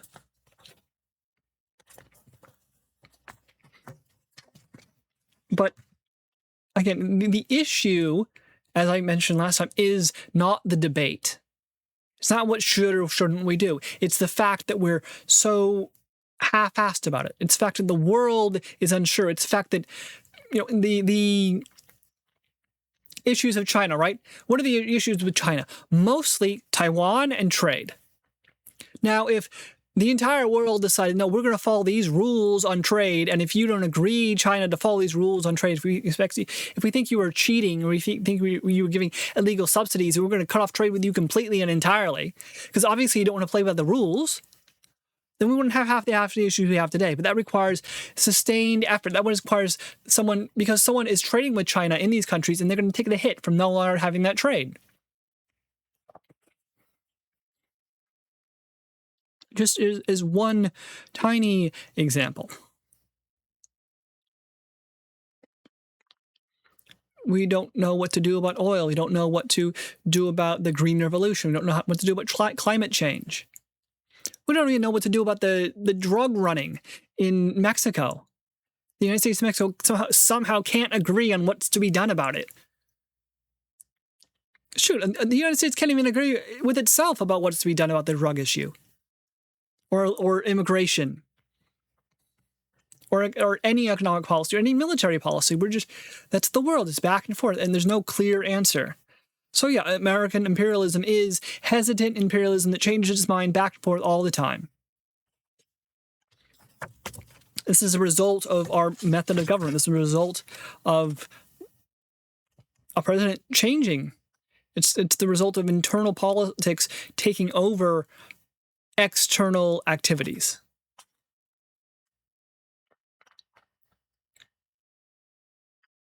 Right? And it requires remarkably little for the Americans to feel we should begin to get out. Within a short time, the reality that imperialists are seldom loved began to sink in. As one disillusioned veteran put it, we're supposed to be saving these people, and obviously we are not looked upon as the saviors here. They can't like us a whole lot.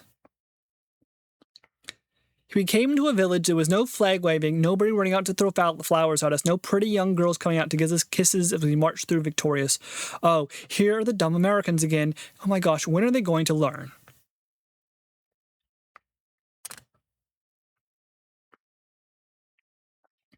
Over the entire period of the conflict in Vietnam, the United States certainly inflicted higher absolute numbers of casualties in North Vietnam and the Viet Cong than were suffered by American forces and the South Vietnamese.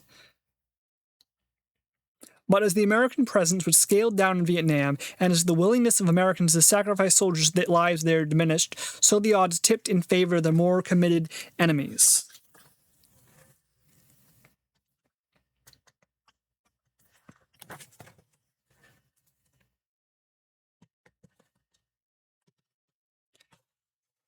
As early as 1967, just 2.5 years after the first Marines arrived to defend Da Nang Airport, more voters disapproved of the war than approved of it.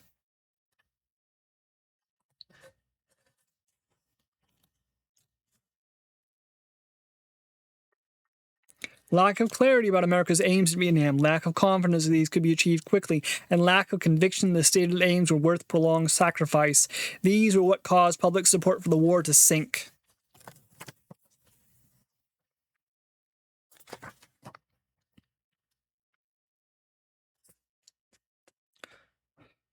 Johnson simply failed to make the case for war either to the public or Congress. Worse, he embarked on a strategy of seeking peace negotiations by suspension of the air war against Hanoi, by indicating an American readiness to accept a compromise peace and encourage the North Vietnamese to keep fighting, while creating an expectation in the United States that an end to the war was in sight when in fact it was not. Kennedy and Johnson had made the tragic error of seeing the North Vietnamese regime as a mere instrument of world communism, the evil empire, but it had turned out to be inspired more by zealous nationalism. Had not Ho Chi Minh himself approvingly cited the American Declaration of Independence, the Saigon government, by contrast, had been unworthy of American support. Failure in Vietnam did more than redefine American attitudes to the world, driving many Americans toward a repudiation of post-war globalism. It also changed the attitudes of the world towards the United States, unleashing a wave of anti-American feeling, not least within the Western European intelligentsia, that was to endure for the rest of the Cold War, no matter how egregious the representatives of communist regimes around the world acted.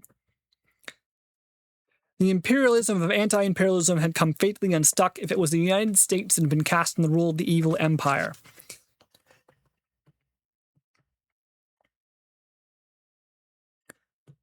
Just as in the past, where left-wing governments were overthrown with American assistance or approval, they were generally replaced by military dictatorships whose murderous conduct did nothing to endear the United States to Hispanic Americans.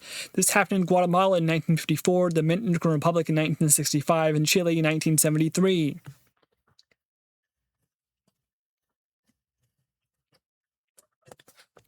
Okay, but the purpose of America is never to suppress liberty, but always to save it. The purpose of America is never to take freedom, but always to return it. Never to break peace, but to bolster it. And never to seize land, but always to save lives. However, the subsequent records of the wholly undemocratic regimes installed in each case made a mockery of these words.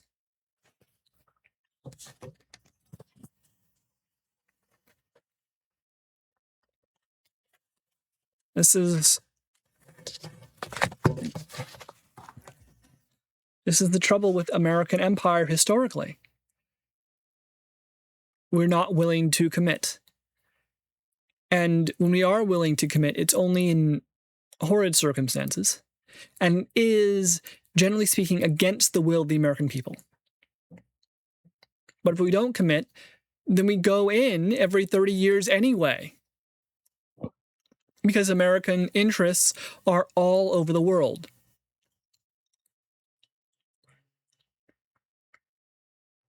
If Russia wants to become a nation that raises the Iron Curtain, if Iran wants to raise the Iron Curtain and not interfere in other countries, if China wants to raise the Iron Curtain, if America wants to raise the Iron Curtain, if Germany or France or Ghana wants to raise the Iron Curtain, then raise it all the way. Unfortunately, when you do so, you weaken yourself and you become Japan before the White Fleet someday. So you open yourself up to trade and technology and exchange of ideas, but this means that you become part of the wider world. This means that you have American empire, not on purpose, not to conquer, not anymore at least, but simply to protect interests that these countries open themselves up for. And why do they do so? Because they don't want to be poor. It remains to see if the United States will make the same choice.